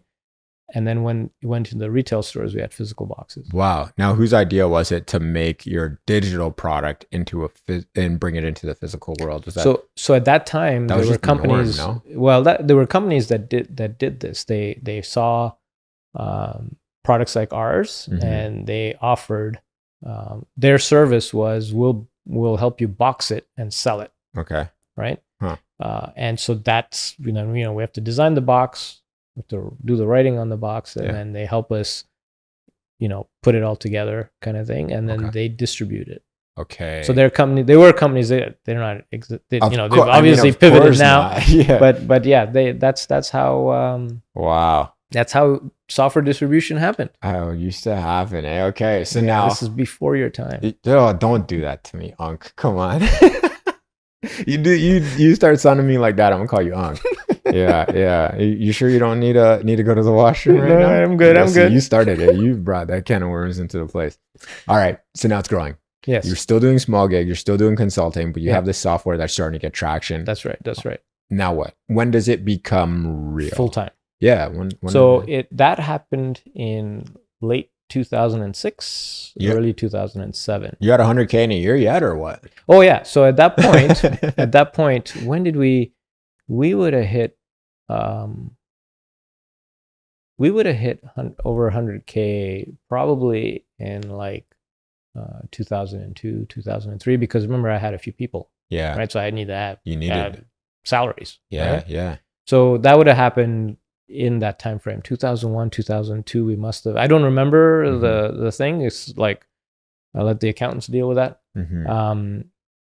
And then, but we were still doing consulting Mhm. plus product, right? Then we were kind of Yeah. um, Were you still? what's the dance? You do one step and the two step, the one step, the two That's step. it. Right? You're dating yourself right now. Right. Like, you better be careful. No, I'm playing.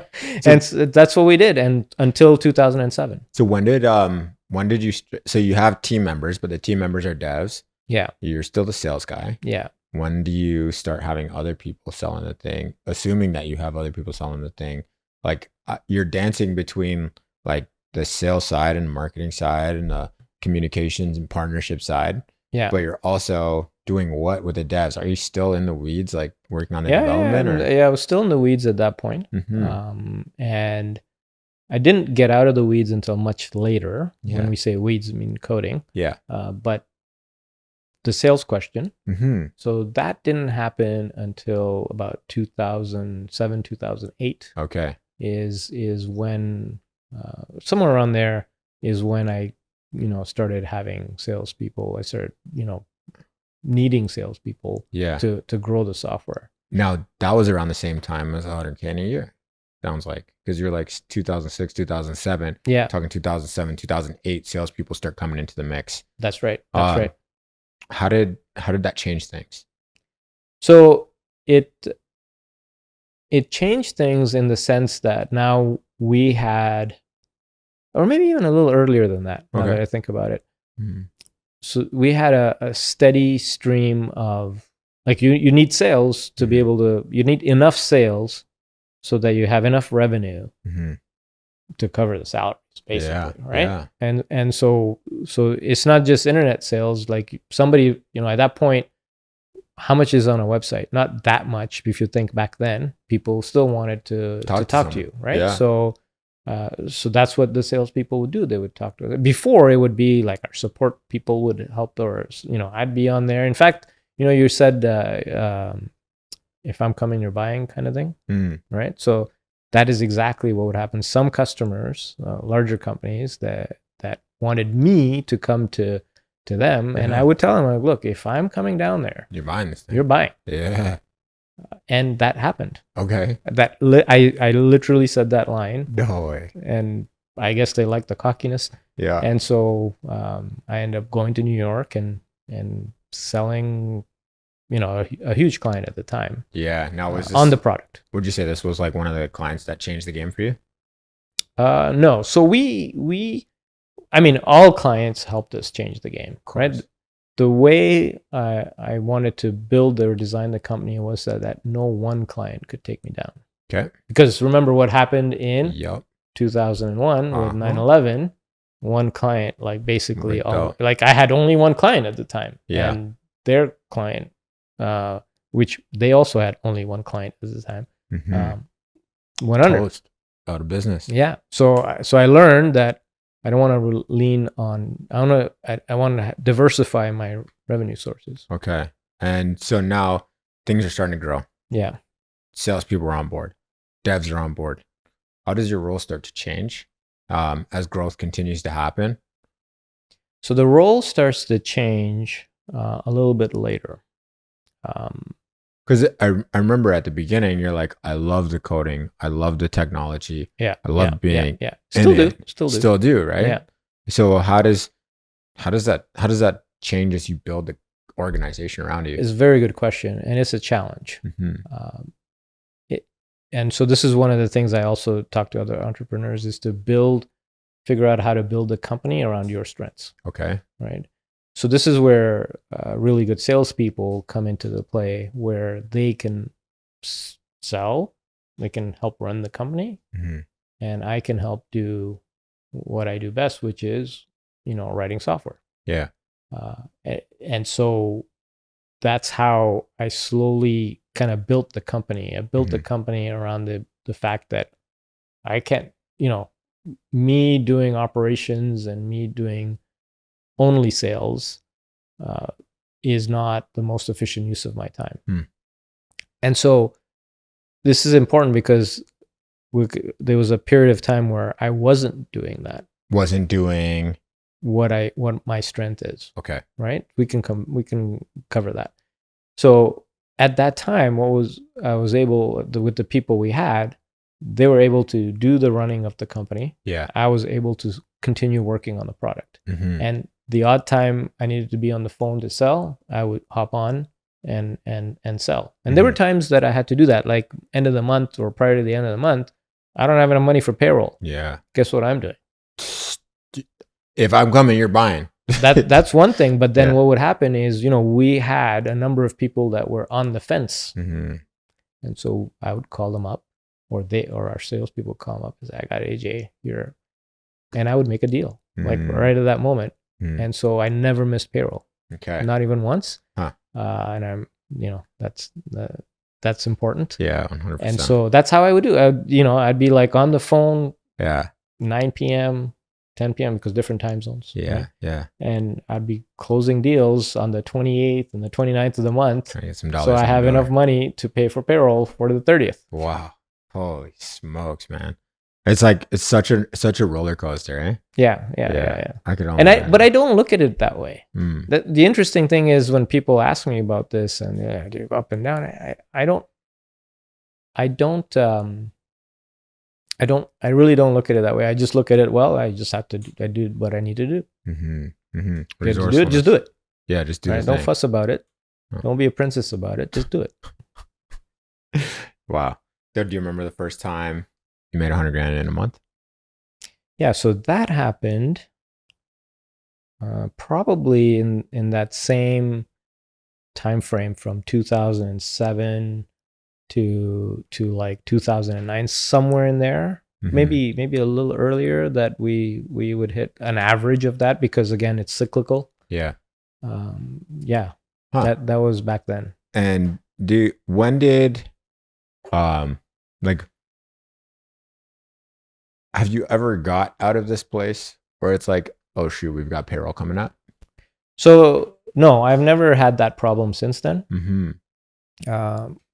Partly because I am conservative in certain regards in terms of how I manage money, and which is also why we're still around. Yeah. Because in the software space, there's a lot of tumult, right? It changes all the time.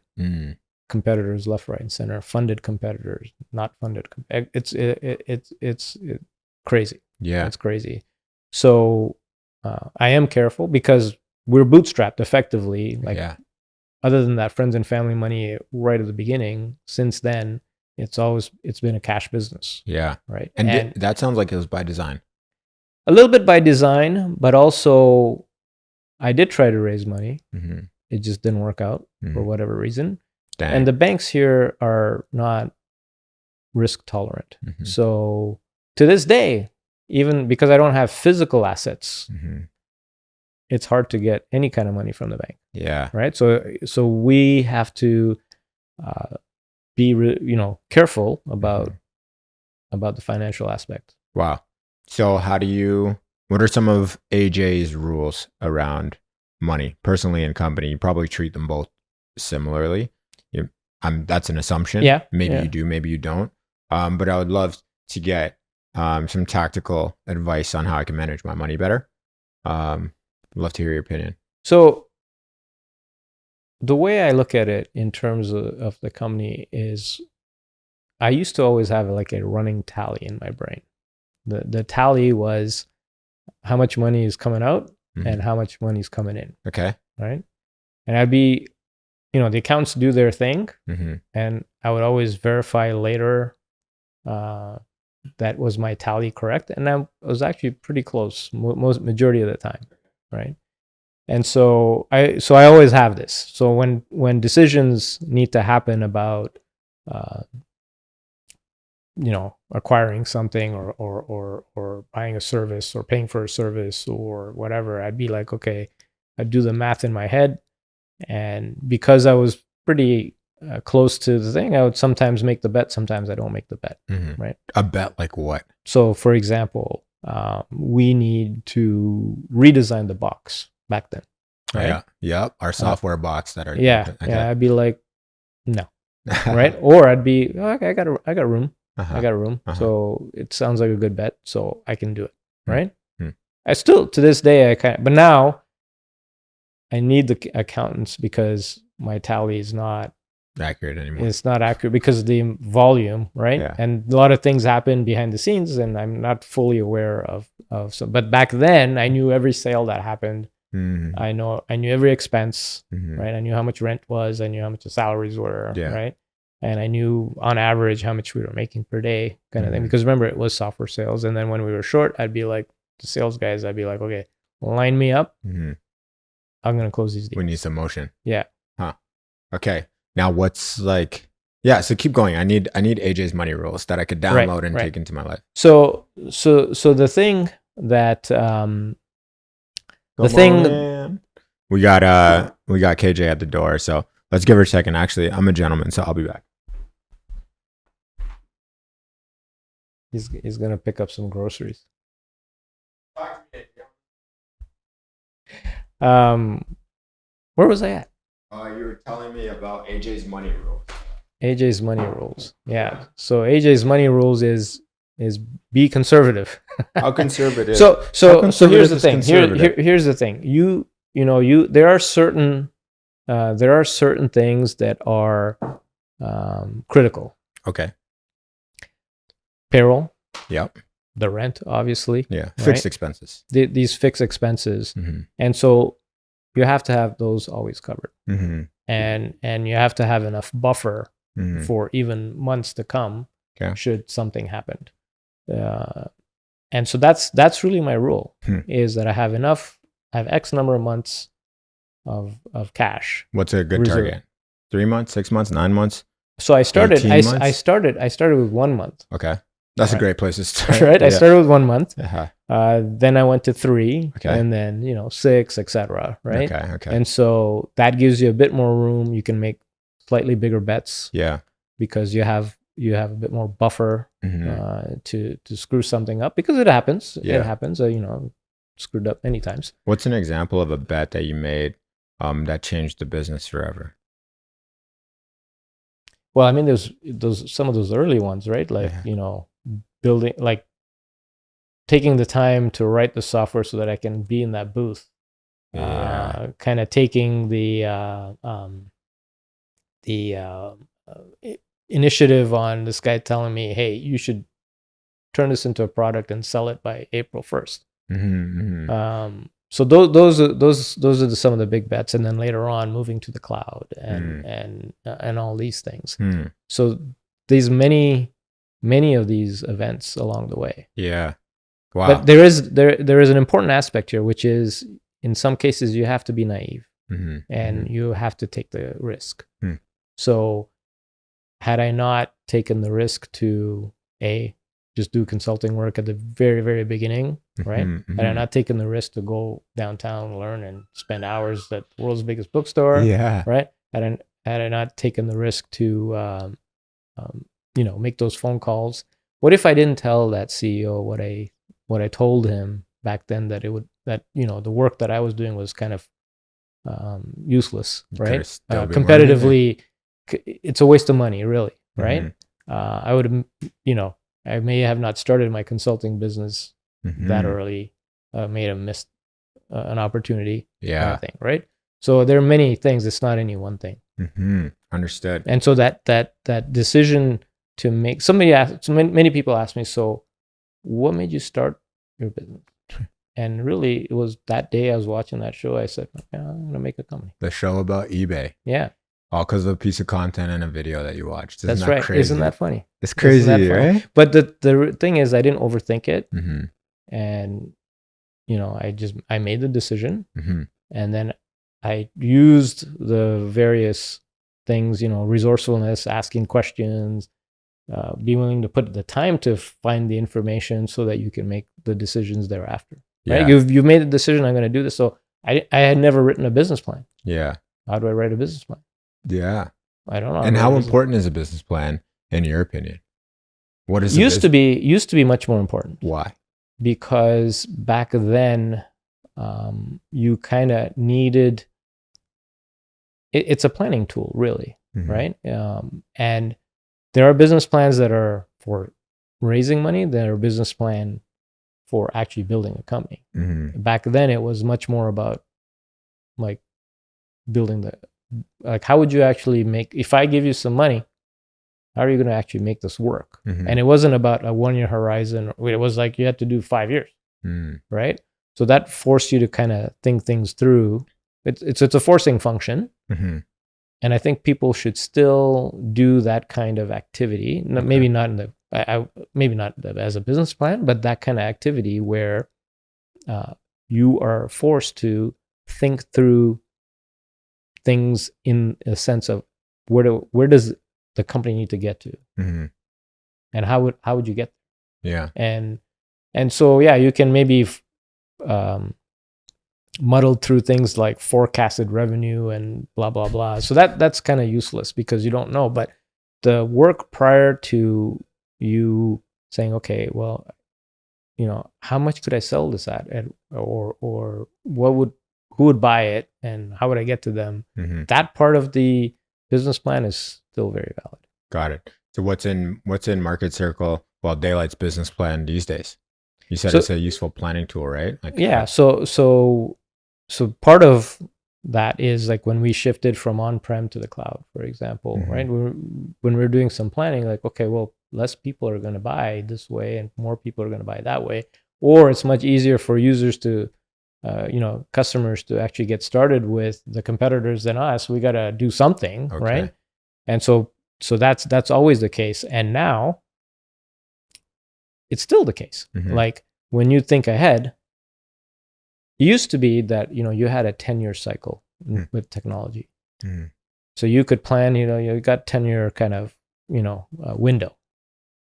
Now, I think the cycle is like 3 to 5 years, where technology changes enough that you have to change your business. And right? Change your business or change your product? Well, maybe change your product in terms of how you deliver the product and what you do in that product. What was like the biggest change that you guys made in a product that led to the most user satisfaction? How do you even measure user satisfaction? I guess it's just like, hey, review us in the App Store, or like. No, it's by conversation, really. Okay. When you talk to customers, and so let's go back to this question. Back then, remember we talked about how it's difficult to set up a server and the networking, and backups, and all that, right? So moving to the situation where all this is in the cloud and we're managing it, we've removed all that complexity from you, right? You just have to connect and off you go. Yeah. So that's an example of, making it much easier for people, being able to reach more people because less people need that kind of expertise or have even access to that kind of expertise. Yeah. Okay. This is really interesting. And I'm happy that we're going in this level of depth because previously, like, I would just kind of keep this question surface level, and it's like, no, someone asked me, it's always, this is really interesting, actually. It's always the audience that has shaped the show. I remember there was one time when somebody said, like the first 30 episodes or so, like, I'm a real estate investor. A lot of people I'm around are real estate investors. Right. And they're like, are there any ways to make money that's not in real estate? And I'm like, oh shoot, I better find some people that have done some cool stuff, right? Right. Here comes AJ. Right. Ended up going to LinkedIn, finding a solution to the problem, and it's like, okay, how do we get them? So find a solution to the problem, keep leveling things up, et cetera, et cetera. Someone recently, and I must have been 2-3 weeks since I've responded to their DM. They just sent me a DM randomly, like, what's been the biggest actionable thing that you've learned from your guests? And I'm like, you know what? I've never really asked for like action-oriented specific things.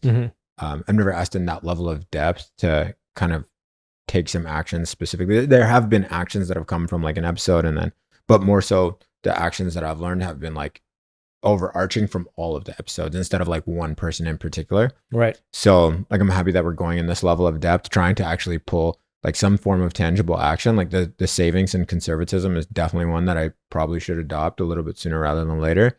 You got to take some risks though. You got to take some risks 100%. because no risk, no reward. Yeah. 100%. So you got to just balance the risk as best you can, because you can make a bet and it can go south. Yeah. Now, 100%. Like we've made a few bets that didn't work out. Talk to me.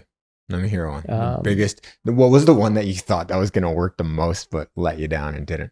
Well, actually, there's a flip one. What does that mean? So where we made the wrong decision.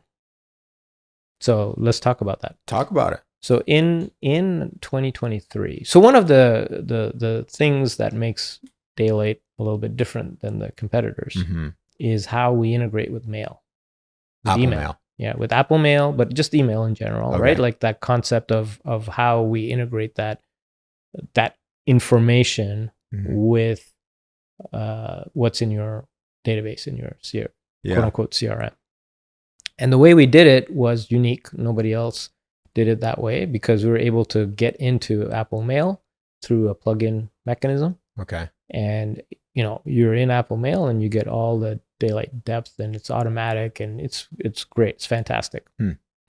But in 2023, there was a couple of security issues that forced Apple to change that mechanism. And they gave us an alternative mechanism. And that was because of your relationship with them. Well, it's not just us. There are other software providers, right? Okay. So it's not just us. And so what happened was, we said, let's look at our current usage. And at the time we had some very data-driven kind of people in the company, and they were like, let's look at the numbers and see what the numbers say, and rather than make decision off the cuff or through your gut, let's use the numbers. Okay. And the numbers showed, X amount of adoption of that particular feature. And it'll be like, man, that doesn't make sense. But the data is there, and the quote unquote, the data doesn't lie. This turned out to be a very bad thing because of that information. We made a decision to adopt Apple's new extension mechanism instead of doing our backup plan that we had from a long time ago, which is to build in mail inside of Daylite. So you could just connect to your email account and you would just use it in Daylite rather than have to jump between Apple Mail and Daylite, right? Even though it was seamless. So that the decision should have been we go to that plan, because there was always the risk that door would shut. Yeah. So we had a plan. But because we looked at the data and the data said one thing, we said, okay, let's do the extension, because the extension was less work. And it turned out to be the wrong decision. Damn. Because it didn't work great, especially under load. And it took us a lot of time to get it to get it workable. We had the initial, people hated it. We then came up with an alternative, but at the end of the day, people were not happy.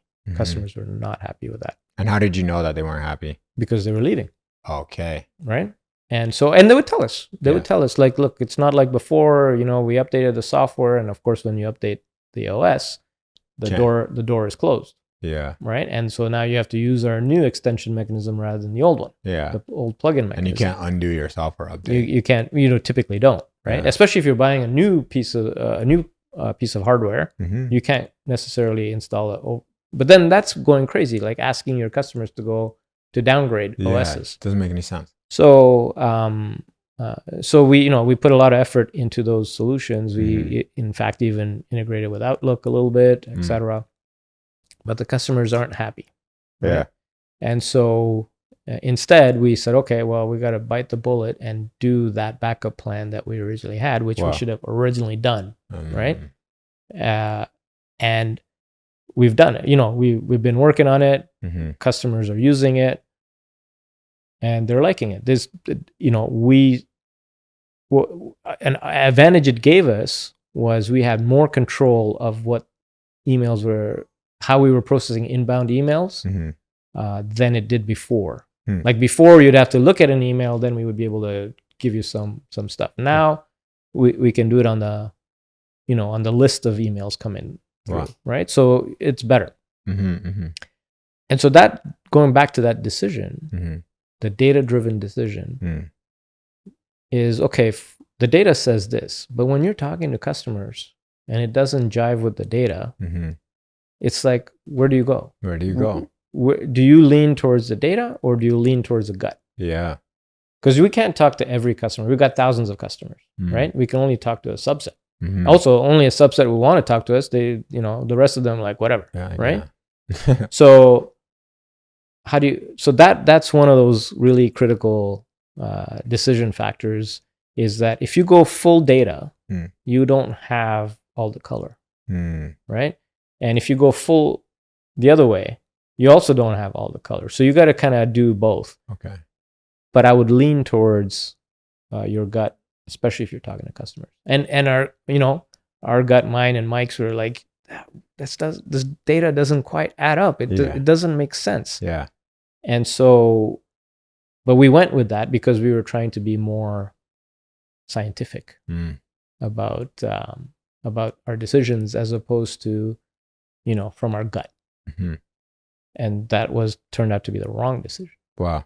So if you were to, let's say, start a new software company today, what do you think some of your first moves? Let's assume that you have, a product that works, a product that, users want. That's the difficult part. I guess that's the hardest part. That's the hardest part, because you can have an idea, and it can be great in your mind, but then if others don't see, then what? Right? Or don't feel a need for that, then they're not paying. That's why so many startups fail, right? Because you may have the idea, and I encourage you to pursue that idea. Don't discourage you from doing it. I think you should, because you won't know until you put it out there and people go one way or another. Also, it could be a starting point, right? Like, for example, like what we started with and where we are today is two different things, right? Yeah. Now, that can happen. Yeah. Right? If you don't put something out there, you'll never know what the evolution would have been. You got to put it out there. Yeah, man, you got this like deep wisdom. Probably comes from so many different places. Who were some of the people that influenced you and that you looked up to through your journey? That's a good question. So, obviously, Steve, if you're working on Next Computers, and then building on iOS, right? Yeah, for sure. Why? Why? Or no, I said but. Sorry. Well, the thing Steve Jobs did is he understood that things need to be simpler for more adoption. And he built or rebuilt Apple to meet that, right? He had this vision, it has to be simpler, and things became simpler. And so that, again, think of small business, right? As a small business owner, you don't have time to deal with all this technology. You want shit to just work. So that's, you were asking me about PCs and Windows earlier. That's why I veered that way. Nowadays, with browsers-based software, it's not such a big deal anymore. There are trade-offs. And so, so that was one person. Another person, or other people, is the various leaders or great leaders in history. So, for example, in my situation, my father passed away when I was young. I didn't have too many role models. I obviously had my sister, my mother, and I knew some people in the community that I would kind of observe, but I wasn't close. I didn't have a mentor per se. So I compensated with reading biographies and sweeping floors. Well, sweeping the floors, obviously. Yeah. But I compensated really by reading, in terms of learning from other people, right? From reading biographies, from watching, what are they called? Movies that are biographies? Documentaries. Biopic. Yeah. So I watch those things. I still watch. I prefer to watch movies based on live events. Same. Or true events. Then made up characters. This way you try and understand and many times I would be like, who is this guy? Yeah. Right. And then I would read up and on them and learn, some interesting facts about how they came about. And that in many ways, if the various stories I've read or I've dug into or watched is fruit for, you were asking me about your, how do you keep a positive mindset? I would sometimes lean on what I learned about certain people going through certain periods of time, certain leaders, right? Like there are people that have been through huge challenges that rose up to another challenge, and they went through worse stuff than I did. Yeah. Like 100 times worse. Yeah. Wow. That's impactful. And I appreciate you being one of those people whose story that we all get to lean on. Well, thank you. No, thank you for taking the time to share, right? Like you've probably got a million different things that are pinging on your phone. You put it on silent and you got to spend the day with us. So I really, not the full day, but at least a portion of it. What better than to spend time with the great What did the youngins say? Stop glazing me, man. Stop glazing. Yeah. So I got a friend who's starting a software company. I want to ask a question for him. What, like he just started his software. He's in beta testing and he's using it for his own business right now. Right. Right. And That's he wants to take it to market. Right. Where does he go? Well, assuming that. Funny enough, it's a CRM. Okay. Yeah. That's fine. There's many of those. Yeah. So what's the niche that he's targeting? That's important for him to figure out. Then how to get to that niche. Then what value does he offer that niche that others don't? And being clear about that. And then pricing based on what that niche kind of expects, which is a difficult thing to do. And then rolling with it. No, I want to know about the rolling with it. That's the part that I'm trying to figure out. It's like, okay, assume you have all boxes checked. Right. If AJ were to start rolling with something, right, how would you do it? Right. I'm a video guy. So like with the man with the hammer, all problems look like a nail. Yes. So like me, I'm going to save the world with video, right? Right. It's just like what I do. You're going to save the world with software. That's what you do. Right. But in your world, if you were to roll out something from scratch, how would you go about rolling it? So I would put it out there. Make it available. What does there mean? Like, what does that mean? Like, what is it just like, I'm going to post on LinkedIn? Like what that's somewhere. Okay. That could be a great place to start. Yeah. So if you know the audience that you're targeting, you could go on LinkedIn. Why not? And hit them up and just say, hey, I got this. Let me know what you think. Yeah. Right. And some people will, like maybe 1 out of 10, maybe 1 out of 100, doesn't matter. Yeah. Right. And listen. Right. And when you listen, then you can adjust and adapt because now they are telling you, okay, well, this is like halfway through solving my problem. I need this really for it to be interesting to me, right? So you have to keep your ear to the ground and keep adjusting and adapting until you hit that momentum where they're telling So one of our greatest method of acquiring customers is by referral. Like some of our existing customers tell other people, and that's how people find us. So it's still to this day, our number one source is still, other people telling other people. Yeah. And how do you listen to these users? Like do you have any vehicles or systemic way that you go about listening? Is it just the automated, like, hey, leave us a review on Apple iOS store, or is there a different way that you go about? So I think nowadays there's way more ways. Yeah. Right. So they can be responding to you on YouTube in the comments or Instagram or wherever. Right. Where now before it used to be difficult to get engagement. Now you can get engagement. You can leverage video, for example, talk about the product, and then there'll be a lot of noise, and then you got to just tease out the signal from that noise. Okay. This is giving me a lot more of a tactical roadmap on what it is that I need to be doing. Yeah. And it goes back to something that I learned at this event over the weekend, which is like pay more attention to what people are saying. Yeah. Pay more attention to the audience that's watching. Pay more attention to the audience that's listening, because they're going to be the ones while filtering out the noise, because there will be a lot of noise. There's always a lot of noise. Like that's just a given. So how do you tease out the signal? And how do you know what's noise versus what isn't? Is that gut? Like no. There's two. Some maybe there is a little bit of that, but there is also the aspect of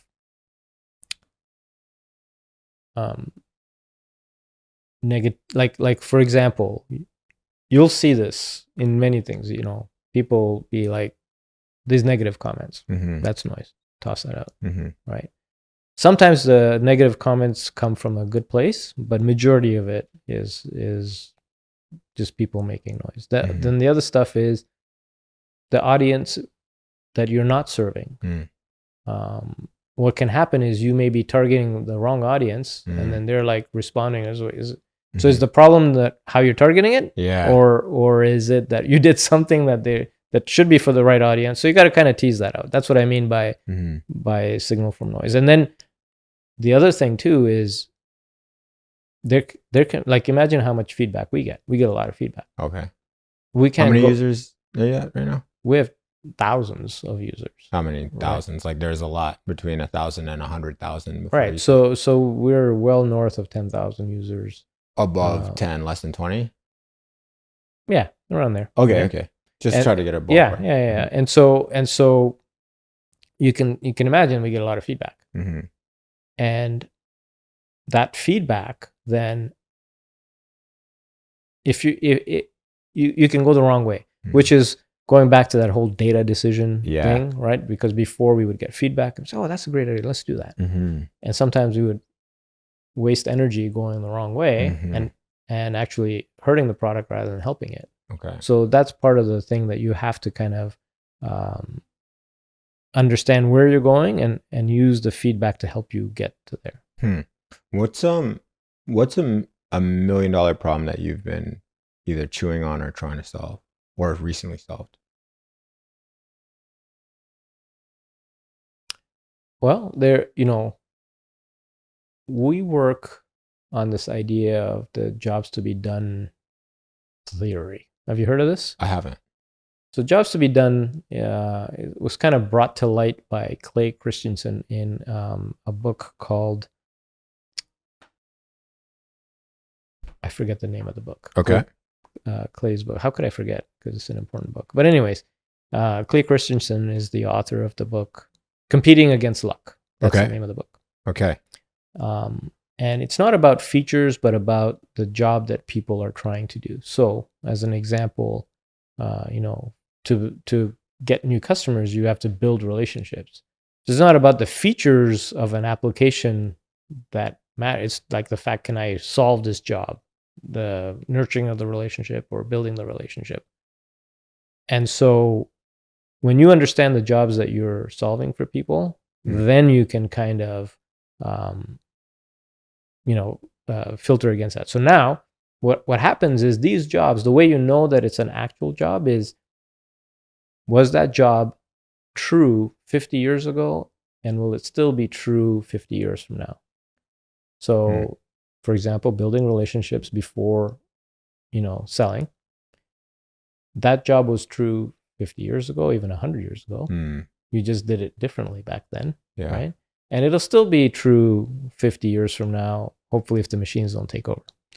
So if you're dealing with other human beings, you have to, like, how are you going to build a relationship with those people so that they trust you enough to buy from you? Right now with social media, it's actually easier, but that's so you identify a job that way.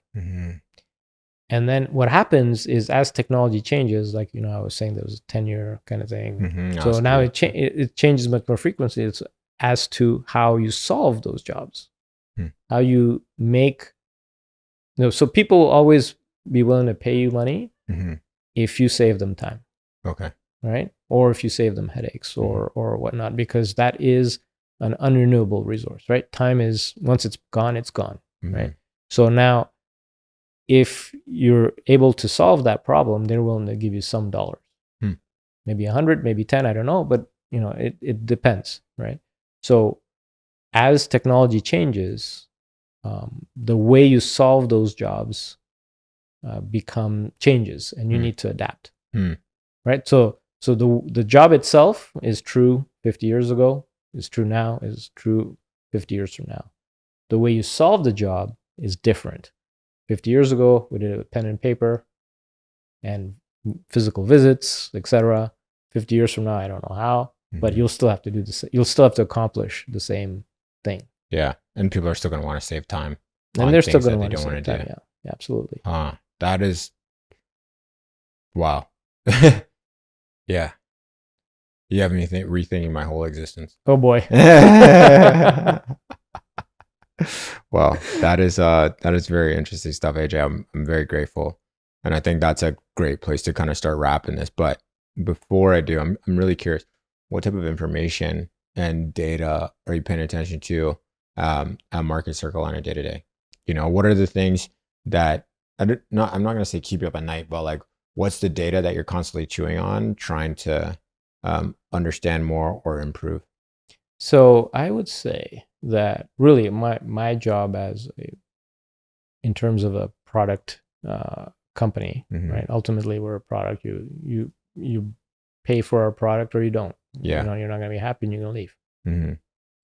So my job is to always be able to deliver on what it is that we're selling. Again, it goes back to that pyramid, promise, right? Yeah. And so, are we doing it? Are we not doing it? And for a while, we were not doing it. And my job is to make sure that we can do it, and then secondly, that we are doing it.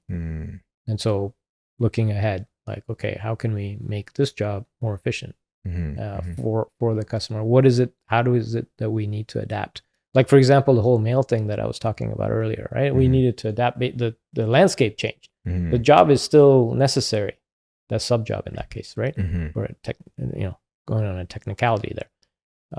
And so we needed to make an investment so that we can continue to be relevant to the customer by solving that job in the new way, because the landscape has changed. Yeah. Right. In this case, it was something that got taken away because the door got shut because of security reasons. But you have to adapt. So that's what keeps me up. Good to know. I appreciate you. Thank you. Now where can people find you, learn a little bit more? How can people give Daylite a try? Is there like a free trial option? Yeah, absolutely. There's free trial option. You can go to Daylite.app, Daylite.app. All right. And where can we find AJ if we want to learn more? You can find me on LinkedIn. That's pretty much the only social media I'm on. Yeah. Like how you found me. The other channels I struggle with. The secrets, man. You can't be telling them. That's all right.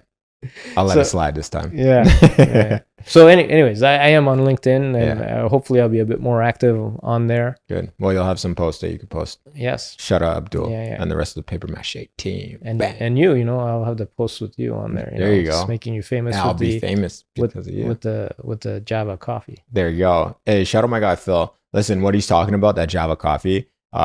Phil from, I don't remember the episode number. His name is Phil St. Cyr. He runs this company called Rutri. Watch that episode. After it, he made me this custom coffee that we're going to be gifting to AJ. So thanks, Phil.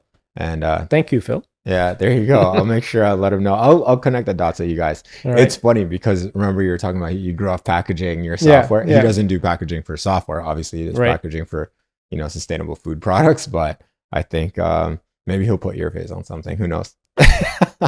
If he wants to sell something, he might not. Let's see, man. Only one way to find out. Right. AJ, thank you so much. Thank you for having me on. No, it's been an honor.